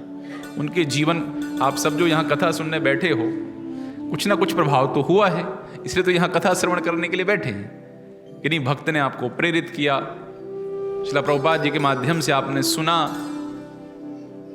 भगवद गीता को पढ़ा, तो इच्छा हृदय में जागृत हुई, चलो हरि कथा श्रवण करते हैं। तो नारद मुनि भक्ति के आचार्य हैं। नारद मुनि की भक्ति के प्रभाव से वाल्मीकि जी को ऐसी प्रेरणा प्राप्त हुई कि अभी चिंतन राम का ही चल रहा है। और वास्तव में कहते हैं, action speaks louder than sound. हमारे जो कार्य हैं, वो कार्य हमारे वचनों से ज्यादा तेज बोलते हैं, है कि नहीं? एक पिताजी जो सिगरेट पीते हैं और बच्चे को, बेटा smoking is injurious to health, बच्चा सुनेगा? कैसे सुनेगा? बिल्कुल नहीं सुनेगा। पिताजी खुद ही सिगरेट पी रहे हैं तो बच्चा कैसे उनकी बात को सुनेगा? इसलिए भगवान क्या कहते हैं, यद यद आचरति श्रेष्ठस तत्तदेव तरो जना सयत् प्रमाणम कुरुते लोकस्तद अनुवर्तते। कि श्रेष्ठ व्यक्ति जैसा जैसा आचरण करता है, बाकी के लोग उसको ही पालन करते हैं, उसी का पालन करते हैं।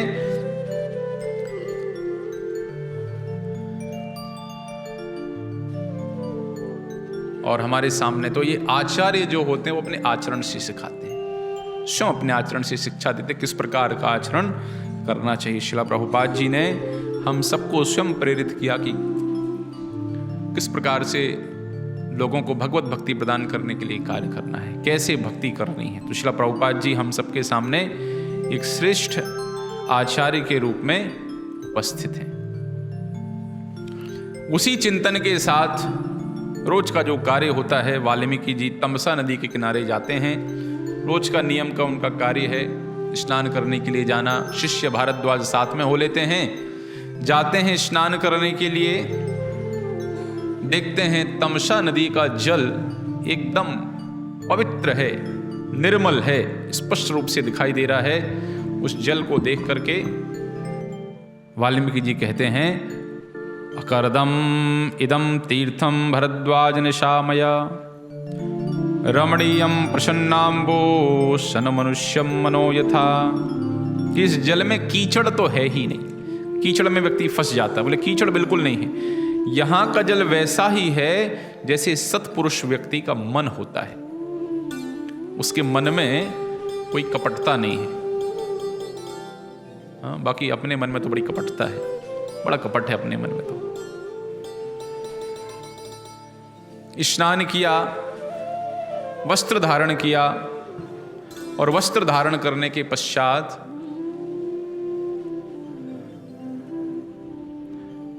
अपने शिष्य भारद्वाज के साथ कहते हैं, सा शिष्य हस्तादाय वल्कलम नियतेन्द्रियः विविचारः पश्यंस्तत् सर्वतो विपुलम वनम। वन की शोभा देखने के लिए निकल गए। इन विशेष शब्द इस श्लोक में प्रयोग किया, नियतेन्द्रियः, इंद्रियां संयमित थीं, इसलिए वन की देखने के लिए निकल गए। क्योंकि वन की शोभा में एक और बड़ी घटना घटी थी। क्या घटना घटी थी? हाँ, जब उसी यज्ञ के लिए समिधा जाने के लिए कान्य कुब्ज ब्राह्मण अजामिल जब वन में गया था तो वहीं उसने एक वेश्या और शूद्र को एक दूसरे से गले मिलते हुए देखा। बाद में क्या स्थिति हुई, इसके लिए आप लोग श्रीमद् भागवत 6वां स्कंद प्रथम 3 अध्याय पढ़ सकते हैं कि क्या वहां पर स्थिति हुई उनकी। पिछली बार हम लोगों ने अजामिल कथा की भी थी, अजामिल के ऊपर। लेकिन चूंकि मुनि जितेंद्रिय थे, इंद्रियों को जीत चुके थे, यद्यपि शास्त्र कहता है कि इंद्रियों के ऊपर भरोसा नहीं करना चाहिए। इंद्रियां उस शेर के समान हैं जो बेहोश हो गया है और उस बेहोश शेर को पिंजड़े में रख दिया गया है।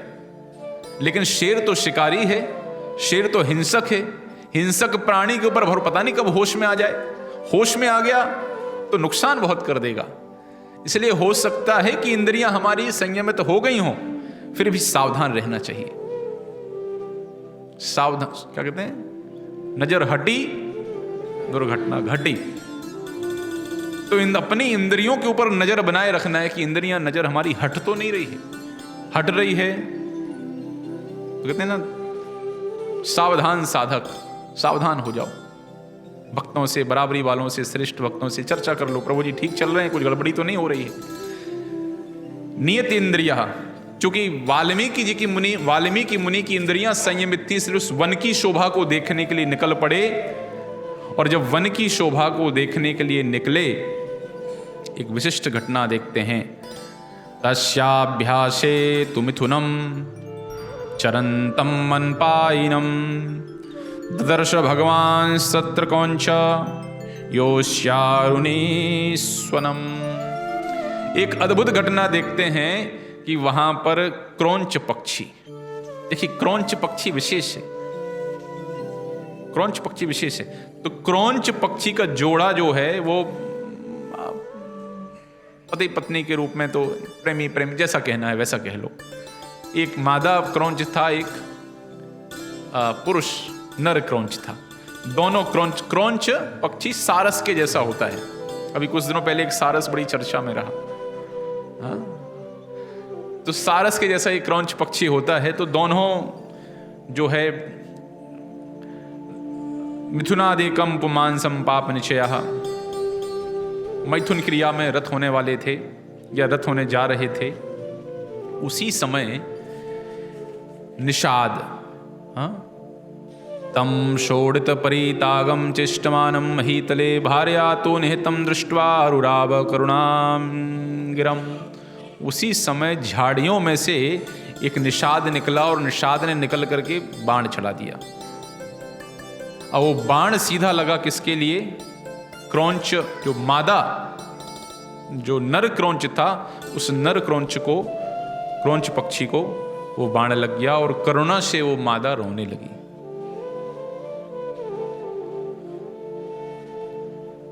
तो ये बड़ी कष्टकारी अवस्था थी। और वास्तव में मैं कह रहा था क्रौंच पक्षी बहुत विशेष है। कोई कहता मर गया था पुरुष, तो पशु पक्षी तो हैं, पशु पक्षियों कौन से 7 फेरे होते हैं कि अब समाज की लज्जा है, दूसरे पुरुष के पास नहीं जा सकते हैं। लेकिन क्रौंच पक्षी यहां विशेष है। और इसीलिए उस क्रौंच पक्षी, उस मादा क्रौंच पक्षी को देख करके करुणा आ गई वाल्मीकि जी ने जब ये देखा। क्योंकि क्रौंच पक्षी संपूर्ण जीवन के लिए अपना साथी चुनता है। एक बार जोड़ी बनती है उनकी बस। यदि किसी कारणवश किसी दूसरे, चाहे मादा क्रौंच हो चाहे पुरुष क्रौंच, नर क्रौंच, यदि उनकी मृत्यु हो जाए तो फिर आगे का जीवन उनका अकेले ही कटेगा। फिर कभी वो दूसरा साथी नहीं बनाते हैं। ये उन जैसे भी भगवत प्रकृति ने, भगवान ने जैसे उनको ये शक्ति, ये उनको गुण प्रदान किया है, तो अब आने वाले जीवन में वो पक्षी अकेले ही रहेगा। वास्तव में ये पक्षी तो हम मनुष्यों के लिए शिक्षा देने वाला है। आज के इस कली काल में ऐसी स्थितियां हो गई हैं कि बच्चे शादी करने से डरने लगे हैं, करें कि नहीं करें शादी, भयभीत हो गए हैं, बड़ा भय व्याप्त हो गया है। वास्तव में वफादारी से प्रेम बढ़ता है। जब कहते हैं लॉयल्टी लीड्स फॉर लव। जब किसी व्यक्ति के प्रति वफादारी होती है तब ऐसा व्यक्ति प्रेम के मार्ग में आगे बढ़ता है। तो ये क्रौंच पक्षी हम लोगों के लिए बड़ी शिक्षा का विषय है कि जब ये पक्षी इस प्रकार से व्यवहार कर सकता है कि वर्षों वर्षों तक यदि मादा या पुरुष बिछड़ गए तो अब जीवन में अकेले ही रहेंगे, मनुष्य इतनी दुष्टता क्यों करता है। यहां तो बिछड़ने की भी बात नहीं है, अपनी स्वेच्छा से अब आपकी हमारे साथ नहीं जमेगी, अब आप अपने रास्ते जाइए और हम अपने रास्ते जाएंगे। कितनी दृष्टता है। इसलिए कहते हैं कि जब व्यक्ति स्थिर रहेगा तब तो भक्ति करेगा। इसलिए इन्वेस्ट ऑन रिलेशनशिप। शादी के 2 महीने हुए नहीं, 4 महीने हुए नहीं कि प्रश्न आता है अब तो हम अलग अलग रहेंगे। अरे भाई कुछ समय साथ में तो रह लो, अभी आपने समझा कहां एक दूसरे को। बोले नहीं प्रभु जी 3 साल से फोन पे बात चल रही थी।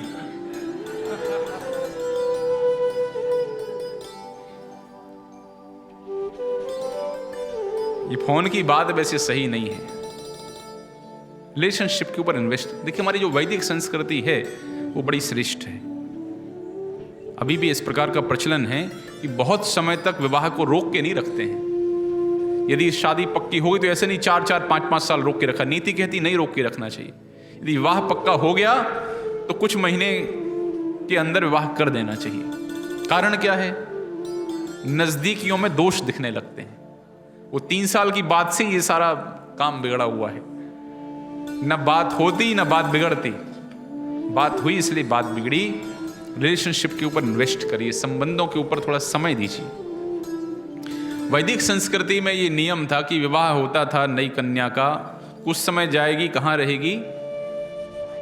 ससुराल में रहेगी। फिर भैया जाएगा, पिताजी जाएंगे, लेकर के आ जाएंगे, मायके में रहेगी। और इस प्रकार से आना जाना कब तक चलता रहता था? जब तक कम से कम एक बच्चा उसके ना हो जाए। इसके पीछे बड़ा विज्ञान है। क्योंकि जब नजदीक में आते हैं तो चूंकि हमें दोष दिखने लगते हैं। अब दोष दिखने लगे तो लड़के की भी नई उम्र, लड़की की भी नई उम्र। अब दोष दिखने लगे तो बोलते फिर झगड़े होते हैं। फिर तो ऐसे झगड़े की अवस्था में व्यक्ति सोचता चलो अब चूंकि स्वच्छंद विचार तो हैं, चलो अलग अलग हो जाते हैं। लेकिन जैसे वो अपने मैया के घर जाए, बाबा के घर जाए 2-3 महीने के लिए तो दूरी बढ़ती, तो फिर प्रेम बढ़ जाए। फिर आए, 1-2 महीने रहे, फिर चली जाए। तो आने जाने में क्या होता था? प्रेम भाव बना रहता था। और जब बच्चा हो जाता था तो उस पुरुष और स्त्री के बीच में बच्चा एक बंधन का काम करता था। अब वो दोनों अपने से अलग उस बच्चे के विषय में सोचने लगे। ये भारतीय संस्कृति है, ये वैदिक संस्कृति है। अब क्या हुआ? शादी हो गई, 5 साल 7 साल, बच्चे ही नहीं है। कई लोग कहते बच्चे करने ही नहीं है, कौन इस झंझट में पड़े। तो शास्त्र कहता है इस प्रकार का घर जिसमें बच्चे नहीं हैं वो तो निर्जन है, वन है। वो तो ऐसा गृहस्थ जीवन जहां बच्चे नहीं। अब है ही नहीं भाग्य में, प्रारब्ध में नहीं है तो बात अलग है, अलग से प्रयास करने की आवश्यकता। लेकिन है भाग्य में, लेकिन फिर भी नहीं चाहिए, निर्जन के समान है। हमारे संबंध जो हैं इंद्रिय तृप्ति की इच्छा पर आधारित ना हो। हमारे संबंध जो हैं वो आधारित हों सेवा की वृत्ति के ऊपर। जब संबंधों के बीच में इंद्रिय तृप्ति पर आधारित होते हैं तो ऐसी इंद्रिय तृप्ति में, अर्थात हम अपनी इंद्रियों की तृप्ति का प्रयास करेंगे, आप अपनी इंद्रियों की तृप्ति का प्रयास करें। और परिणाम क्या होता है? जिस दिन हमारी इंद्रिय तृप्ति में बाधा, दोनों अलग अलग। लेकिन जब हमारा संबंध सेवा के ऊपर आधारित होता है, उससे हमें क्या प्राप्त होगा ये महत्वपूर्ण नहीं है, जो व्यक्ति हमसे जुड़ा हुआ है उसके लिए क्या प्राप्त होगा। जब सेवा के ऊपर संबंध होता है, इस प्रकार के सेवा के ऊपर आधारित संबंधों में स्थिरता होती है। इसलिए संबंध सेवा पर आधारित हो, ना कि इंद्रिय तृप्ति के ऊपर आधारित हो। अब क्या हो गया है भैया, अपनी हैसियत तो 10,000 की है, लेकिन खर्च तो 10 लाख वाले होंगे, तो काम बिगड़ेगा कि नहीं बिगड़ेगा? हाँ? कहते हैं जितनी चादर होए उतने पैर पसार। लेकिन हमारी आप लगभग सब बहुत सारे युवा बैठे हैं यहाँ पे, हमारी वाली पीढ़ी सब भूल गए, कमजोर हो गए हैं इसमें। तो संबंध सेवा पर आधारित हो, ना कि इंद्रिय तृप्ति पर। और जब ये संबंध दिव्य गुणों पर आधारित होते हैं, तपस्या पर आधारित होता है, सहनशीलता पर आधारित होता है, सामंजस्य कोऑपरेशन पर आधारित होता है, तो ऐसे संबंध टिकते हैं। ईंट का जवाब तोप से दोगे तो काम नहीं चलेगा। नहीं, ईंट आ गई तो ईंट को साइड में रख दो।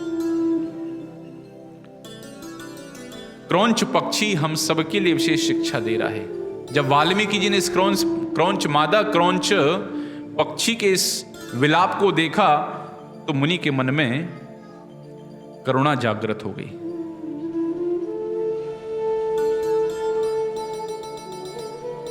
और ये करुणा बहुत स्वाभाविक है। साधु का हृदय करुणावान ही होता है।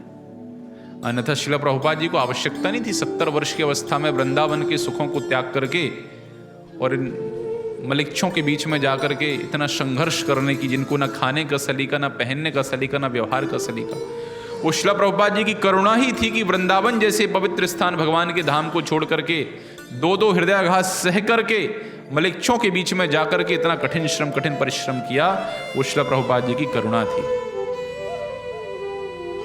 साधु की इस करुणा से व्यक्ति का कल्याण होता है। तो ये करुणा, और ऐसा नहीं है कि स्वाभाविक है करुणा। और इस कलिकाल में तो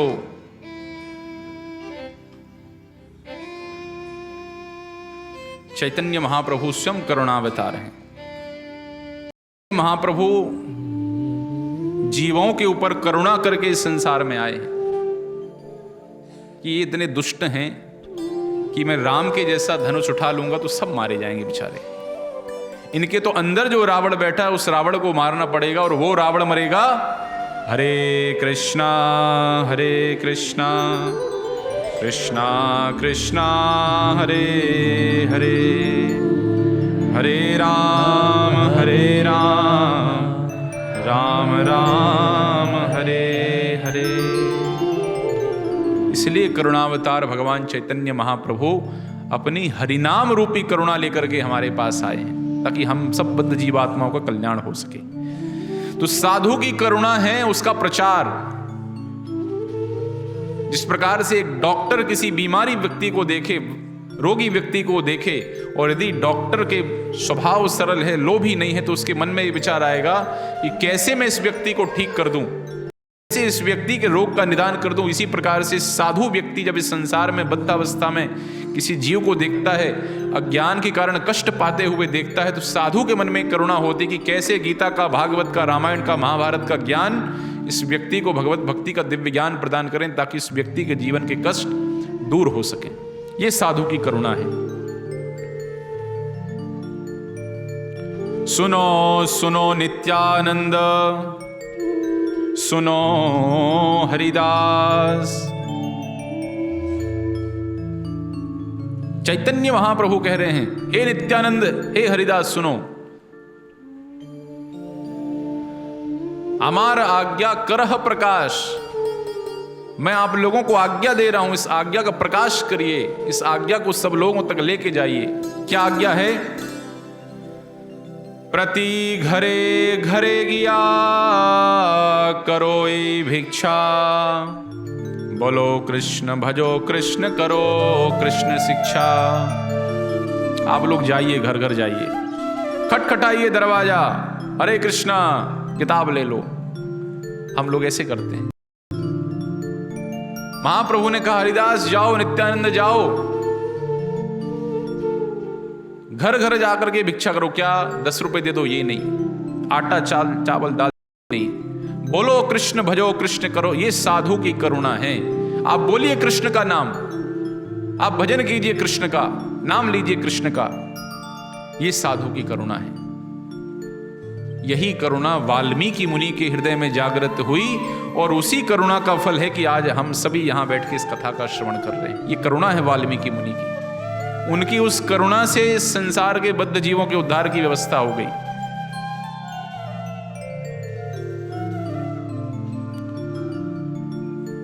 स्वाभाविक रूप से वाल्मीकि जी के मुख से एक श्लोक निकल आया। मानिषाद प्रतिष्ठां त्वं गमः शाश्वती समाः यत् क्रौञ्च मिथुनावेकं वधीकाममोहितम्।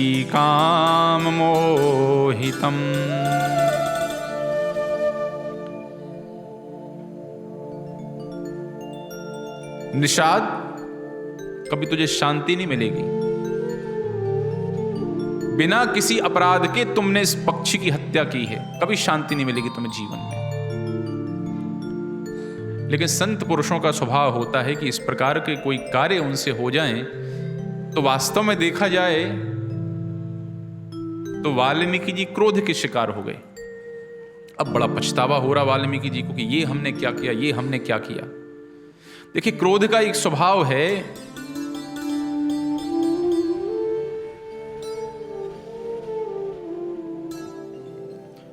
कि जो व्यक्ति क्रोध करता है,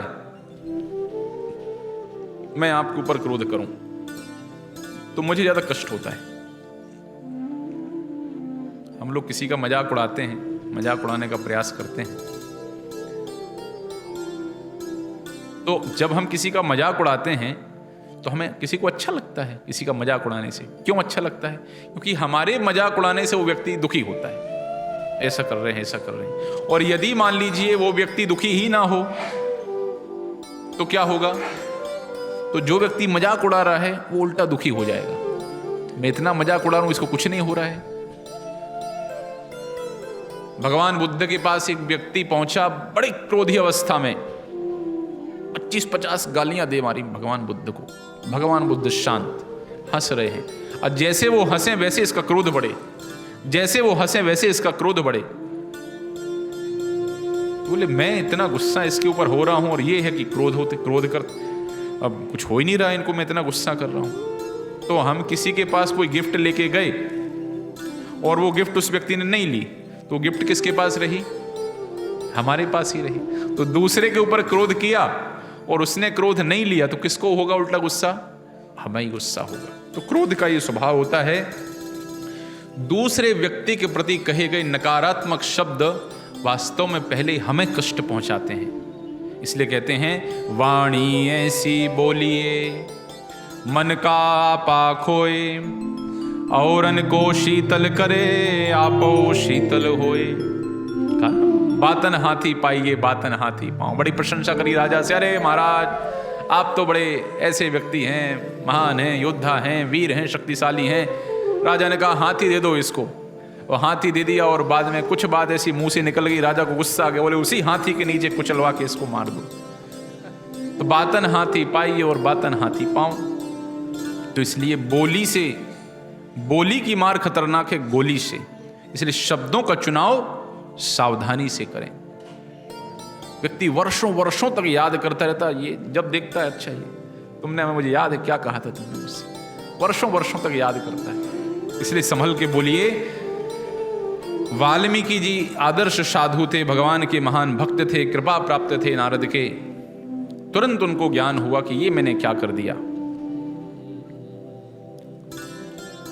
और ये साधु स्वभाव है, अपनी गलती को स्वीकार करना। लेकिन जब इस प्रकार से वाल्मीकि जी विचार कर रहे थे तभी एक अद्भुत घटना घटी। वाल्मीकि जी ने देखा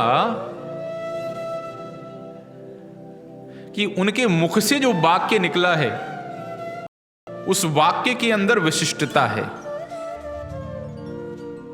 उस वाक्य के अंदर बड़े विशिष्टता है कि वो चरणबद्ध है, 8-8 मात्राएं हैं, उसको लयबद्ध किया जा सकता है। निकला तो गुस्से में था। आप ऐसे समझिए किसी व्यक्ति को बहुत गुस्सा आ रहा है और गुस्से में उसने कुछ कहा और वो एक कविता बन गई। आश्चर्य है ना।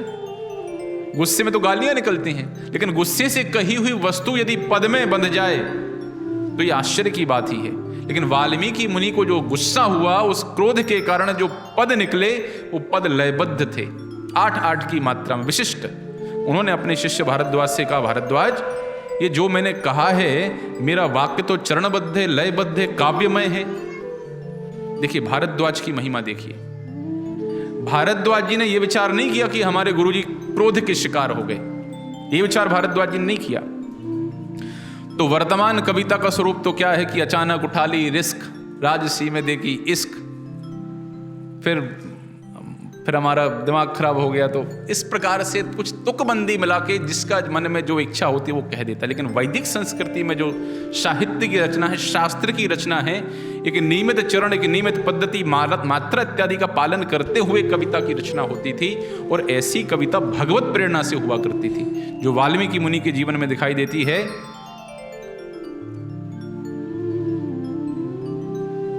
तो भारद्वाज जी ने अपने गुरु वाल्मीकि जी के दोष को नहीं देखा, ये विचार नहीं किया कि अरे गुरु जी हमारे क्रोध के शिकार हो गए। और यही वास्तव में लक्षण होना चाहिए कि महान व्यक्तियों के व्यवहार को देखकर उसको जज ना करें, ये विचार ना करें अच्छा इसने गलत कर दिया, इसने गलत कर दिया, इसने। महान कहते हैं वैष्णवेर क्रिया मुद्रा भीगे ना बुझाए। सामान्य रूप से हमारी प्रवृत्ति ये है कि हम अपने स्तर से लोगों को देखने का प्रयास करते हैं। एक सभा में किसी कारणवश एक वैष्णव की पेशी हो गई, जज साहब बैठे हुए थे। अब जज साहब ने उस वैष्णव को देखा और लगे हंसने, हा हा हा हा हा हा।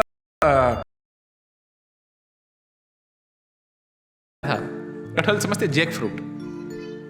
कटहल कैसा होता है, उसमें होते हैं बाल, दूध जैसा होता ना। तो जज साहब इसलिए हंस रहे थे कि जज साहब ने कल कटहल खाया था। जज साहब थे अंग्रेज, उनको तो पता नहीं था क्या होता है। तो कटहल खाया, दूध लग गया उसका हाथ में, तो थोड़ा बाल में लगाया, थोड़ा दाढ़ी में लगाया, अब वो चिपक गया। अब पूरा दाढ़ी चिपक गई, बाल चिपक गई, क्या करें, कोई समाधान नहीं। जाके नाई के पास दाढ़ी छिलवानी पड़ी, बाल छिलवाने पड़े। अब वैष्णव वहां पहुंचा अगले दिन किसी पेशी के लिए उनके कोर्ट में। तो जज साहब को लग रहा हमने कल कटहल खाया था। वैष्णव सिर मुड़ा हुआ, दाढ़ी मुड़ी हुई। तो उनको क्या लग रहा, कल हमने कटहल खाया था इसलिए हमें अपना सिर मुड़ाना पड़ा, हमें अपनी दाढ़ी बढ़ानी पड़ी। इसीलिए ये जो हमारी व्यक्ति में, हमारी अदालत में जो व्यक्ति आया है, उसने भी शायद कल कटहल, इसलिए हाँ कल तुमने भी कटहल खाया था।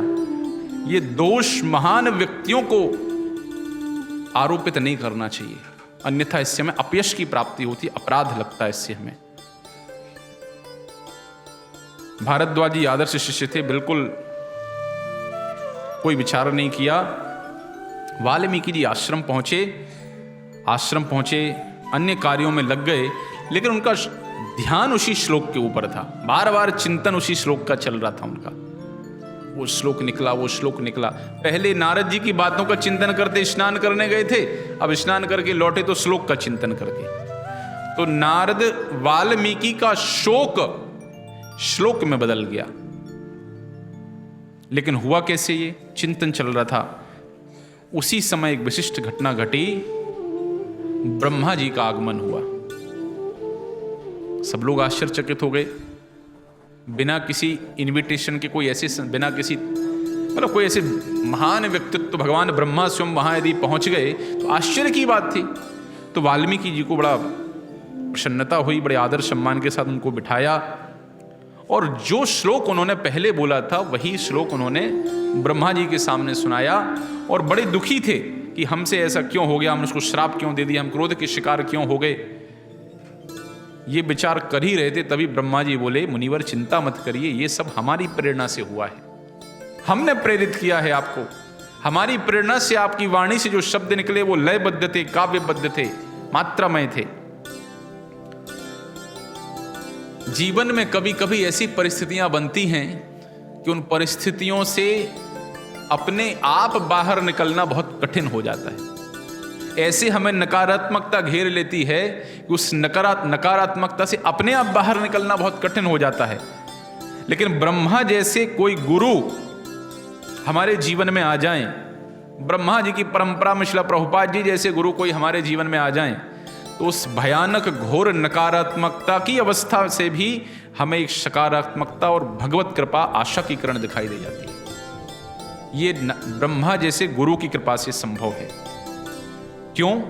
क्योंकि ब्रह्मा जैसे गुरु हमें भगवत इच्छा से अवगत कराते हैं कि इसके पीछे भगवान की इच्छा क्या है, क्यों ये घटना घटी।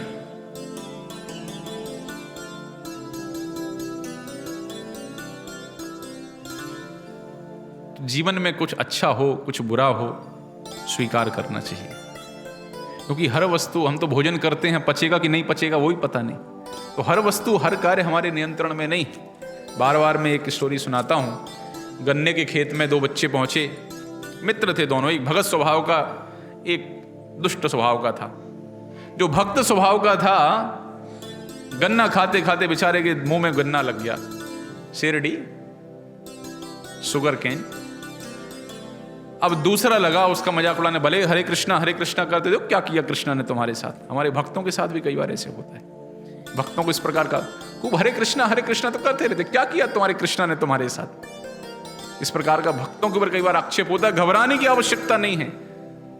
उस दूसरे बच्चे ने संयम धारण किया, शहर में वापस लौटा, दांत के डॉक्टर के पास गया, डेंटिस्ट के पास गया, डेंटिस्ट को दिखाया। डेंटिस्ट बोले बेटा बहुत सही समय आ गए, थोड़ा विलंब कर देते तो हमारे हाथ से बात निकल जाती, आप एकदम सही समय आए। आपके दांतों में इतनी गंभीर बीमारी होने वाली है कि आपकी मृत्यु का कारण बनती, लेकिन आप इतने सही समय आ गए हैं कि आपके रोग का निदान अब हो जाएगा। तो भगवत कृपा और भगवत इच्छा, हमारे मानने के अनुसार कुछ प्रतिकूल हो जाए तो भगवत इच्छा समझ के स्वीकार कर लो, और यदि कुछ अच्छा हो जाए जीवन में तो भगवत कृपा है। भगवत इच्छा भगवत कृपा के रूप में इस जीवन को हम बिताएं। मानस देह गेह जे किछु मोर, अर्पिल तुआ पदे नंद किशोर। हे प्रभु, इस मनुष्य जीवन में जो कुछ है, ये देह, ये शरीर, ये घर, सब आपके चरणों में समर्पित है। ये शरणागति का जीवन है। इस दिशा में हमें आगे बढ़ना है, शरणागति की दिशा में। ब्रह्मा जी ने वाल्मीकि जी की जो समस्त शंकाएं थी, समस्त शंका का समाधान किया और आदेश दिया कि अब आप रामचरित्र का वर्णन कीजिए। हमारी प्रेरणा से आपको श्लोकों की प्राप्ति हुई है, आप रामचरित्र का वर्णन कीजिए। कैसा करिए? जैसा आपने नारद जी से सुना है। नारद जी सुना के गए थे, नारद जी ने जैसा चरित्र आपको सुनाया है वैसा आप वर्णन कीजिए।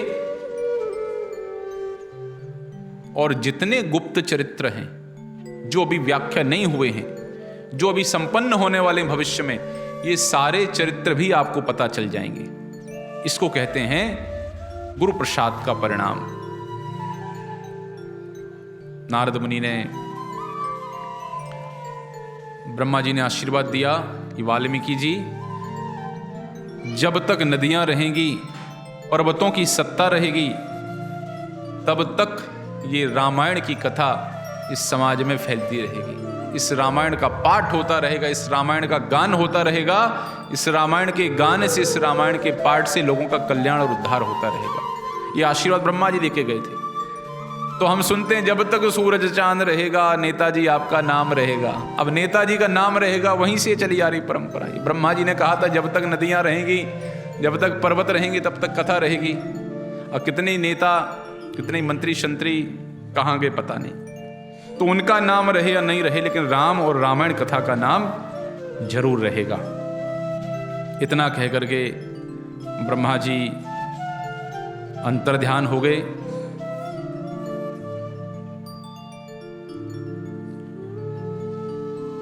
बाल ब्रह्मा जी,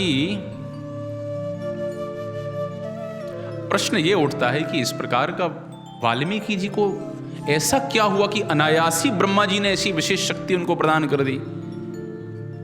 क्यों ब्रह्मा जी दर्शन देने के लिए आए? क्या कारण था ब्रह्मा जी के दर्शन देने का? इस घटना के विषय में वर्णन आता है वाल्मीकि जी के पिछले जीवन का। रत्नाकर उनका नाम हुआ करता था और स्वाभाविक रूप से उनका जो स्वभाव था, हत्या इत्यादि करना, पशुओं की हत्या करना, पाप कृत्य इत्यादि करना, इस प्रकार के चोरी डकैती के वो काम किया करते थे। नारद मुनि एक बार वहां से निकले, नारद मुनि की भेंट हुई। नारद मुनि ने कहा भैया पाप कर्म क्यों करते हो? तो वही बात, क्या करेंगे, पापी पेट का सवाल है। जो आप और हम कहते हैं पापी पेट का सवाल है। बच्चों के लिए करना पड़ता है, घर परिवार है, करना पड़ता है, क्या करें। वही वाल्मीकि जी ने भी कह दिया रत्नाकर ने कह दिया। नारद जैसे डॉक्टर बहुत एक्सपर्ट होते हैं, बोले आपके जो पापाचार आप कर रहे हो, इस पाप का जो धन है, इस पाप से अर्जित जो धन है, ये धन तो आप अपने पत्नी बच्चों की सेवा में लगाते हो, तो इस धन के अर्जन से जो पाप आपको लग रहा है, क्या वो पाप आपके पत्नी बच्चे बांटेंगे? वाल्मीकि जी बोले बिल्कुल। रत्नाकर जी बोले बिल्कुल बांटेंगे, क्यों नहीं बांटेंगे, उनके लिए तो कर रहे हैं। बोले पूछ के आओ एक बार। और जब पूछने गए तो देखा कि बिटिया बोली बाबूजी आप कर रहे हैं, अब आप जाने। पत्नी बोली आप कर रहे हैं, आप जाने। आंखें खुल गई रत्नाकर की। लौट करके आए नारद मुनि के पास, चरणों में गिर गए, विनम्र विनती करी, महाराज कल्याण कीजिए हमारा। डॉक्टर जो है ना जानता है किसको इंजेक्शन लगाना है, किसको गोली खिलानी है, किसको बॉटल लगानी है। वाल्मीकि जी को कहा कि आप राम का नाम लीजिए, आप राम का नाम लीजिए। लेकिन फिर नारद जी ने विचार किया, राम से तो इनका परिचय दूर का है, इसका काम तो मारने का है, ये मरा मरा कहे इसमें इसका कल्याण होगा। उल्टा नाम जपत कर जाना, वाल्मीकि भय ब्रह्म समाना। ये राम नाम की महिमा है, ये राम नाम की महिमा है। वहीं बैठ गए आसन लगा के वाल डाकू रत्नाकर, और राम राम मरा मरा राम राम राम राम राम, मरा कहो चाहे राम कहो, मरा कहो चाहे राम कहो, लगे उच्चारण करने के लिए। वर्षों वर्षों बीत गए। अनेक वर्षों के बाद जब नारद जी वहां से निकले, बड़ी सुंदर ध्वनि ये राम राम राम की कह तो गए थे मरा, लेकिन निकलने लगा राम। इस सुंदर ध्वनि कहां से सुनाई दे रही, जाकर के देखा तो चारों ओर एक बड़ा, वाल्मीकि उनका नाम इसलिए पड़ा, बड़ा चींटी जैसा अंबार लग गया था, उसमें से सुंदर राम ध्वनि निकल रही थी। जब देखा नारद मुनि तो बड़े प्रसन्न हो गए, उठाया उनको। और वास्तव में यही राम नाम की महिमा थी, जिस महिमा के कारण वाल्मीकि जी को प्रभु राम की कृपा प्राप्त हुई, माता सीता की कृपा प्राप्त हुई, और सीता और राम की कृपा से रामायण की रचना करने की कृपा वाल्मीकि जी को प्राप्त हुई। ये महिमा राम नाम की थी, ये राम नाम की महिमा है। तो इस प्रकार से एक भयानक डाकू इतने महान ऋषि बने। तो राम नाम की बड़ी महिमा है। भगवान शिव काशी में नित्य राम नाम का जप करते हैं। जो व्यक्ति मरता है काशी में, स्वयं उसके कान में आकर के राम नाम कह करके जाते हैं। श्री राधा रामचंद्र भगवान की। तो आज की कथा यहीं विश्राम करेंगे, आरती होगी अभी।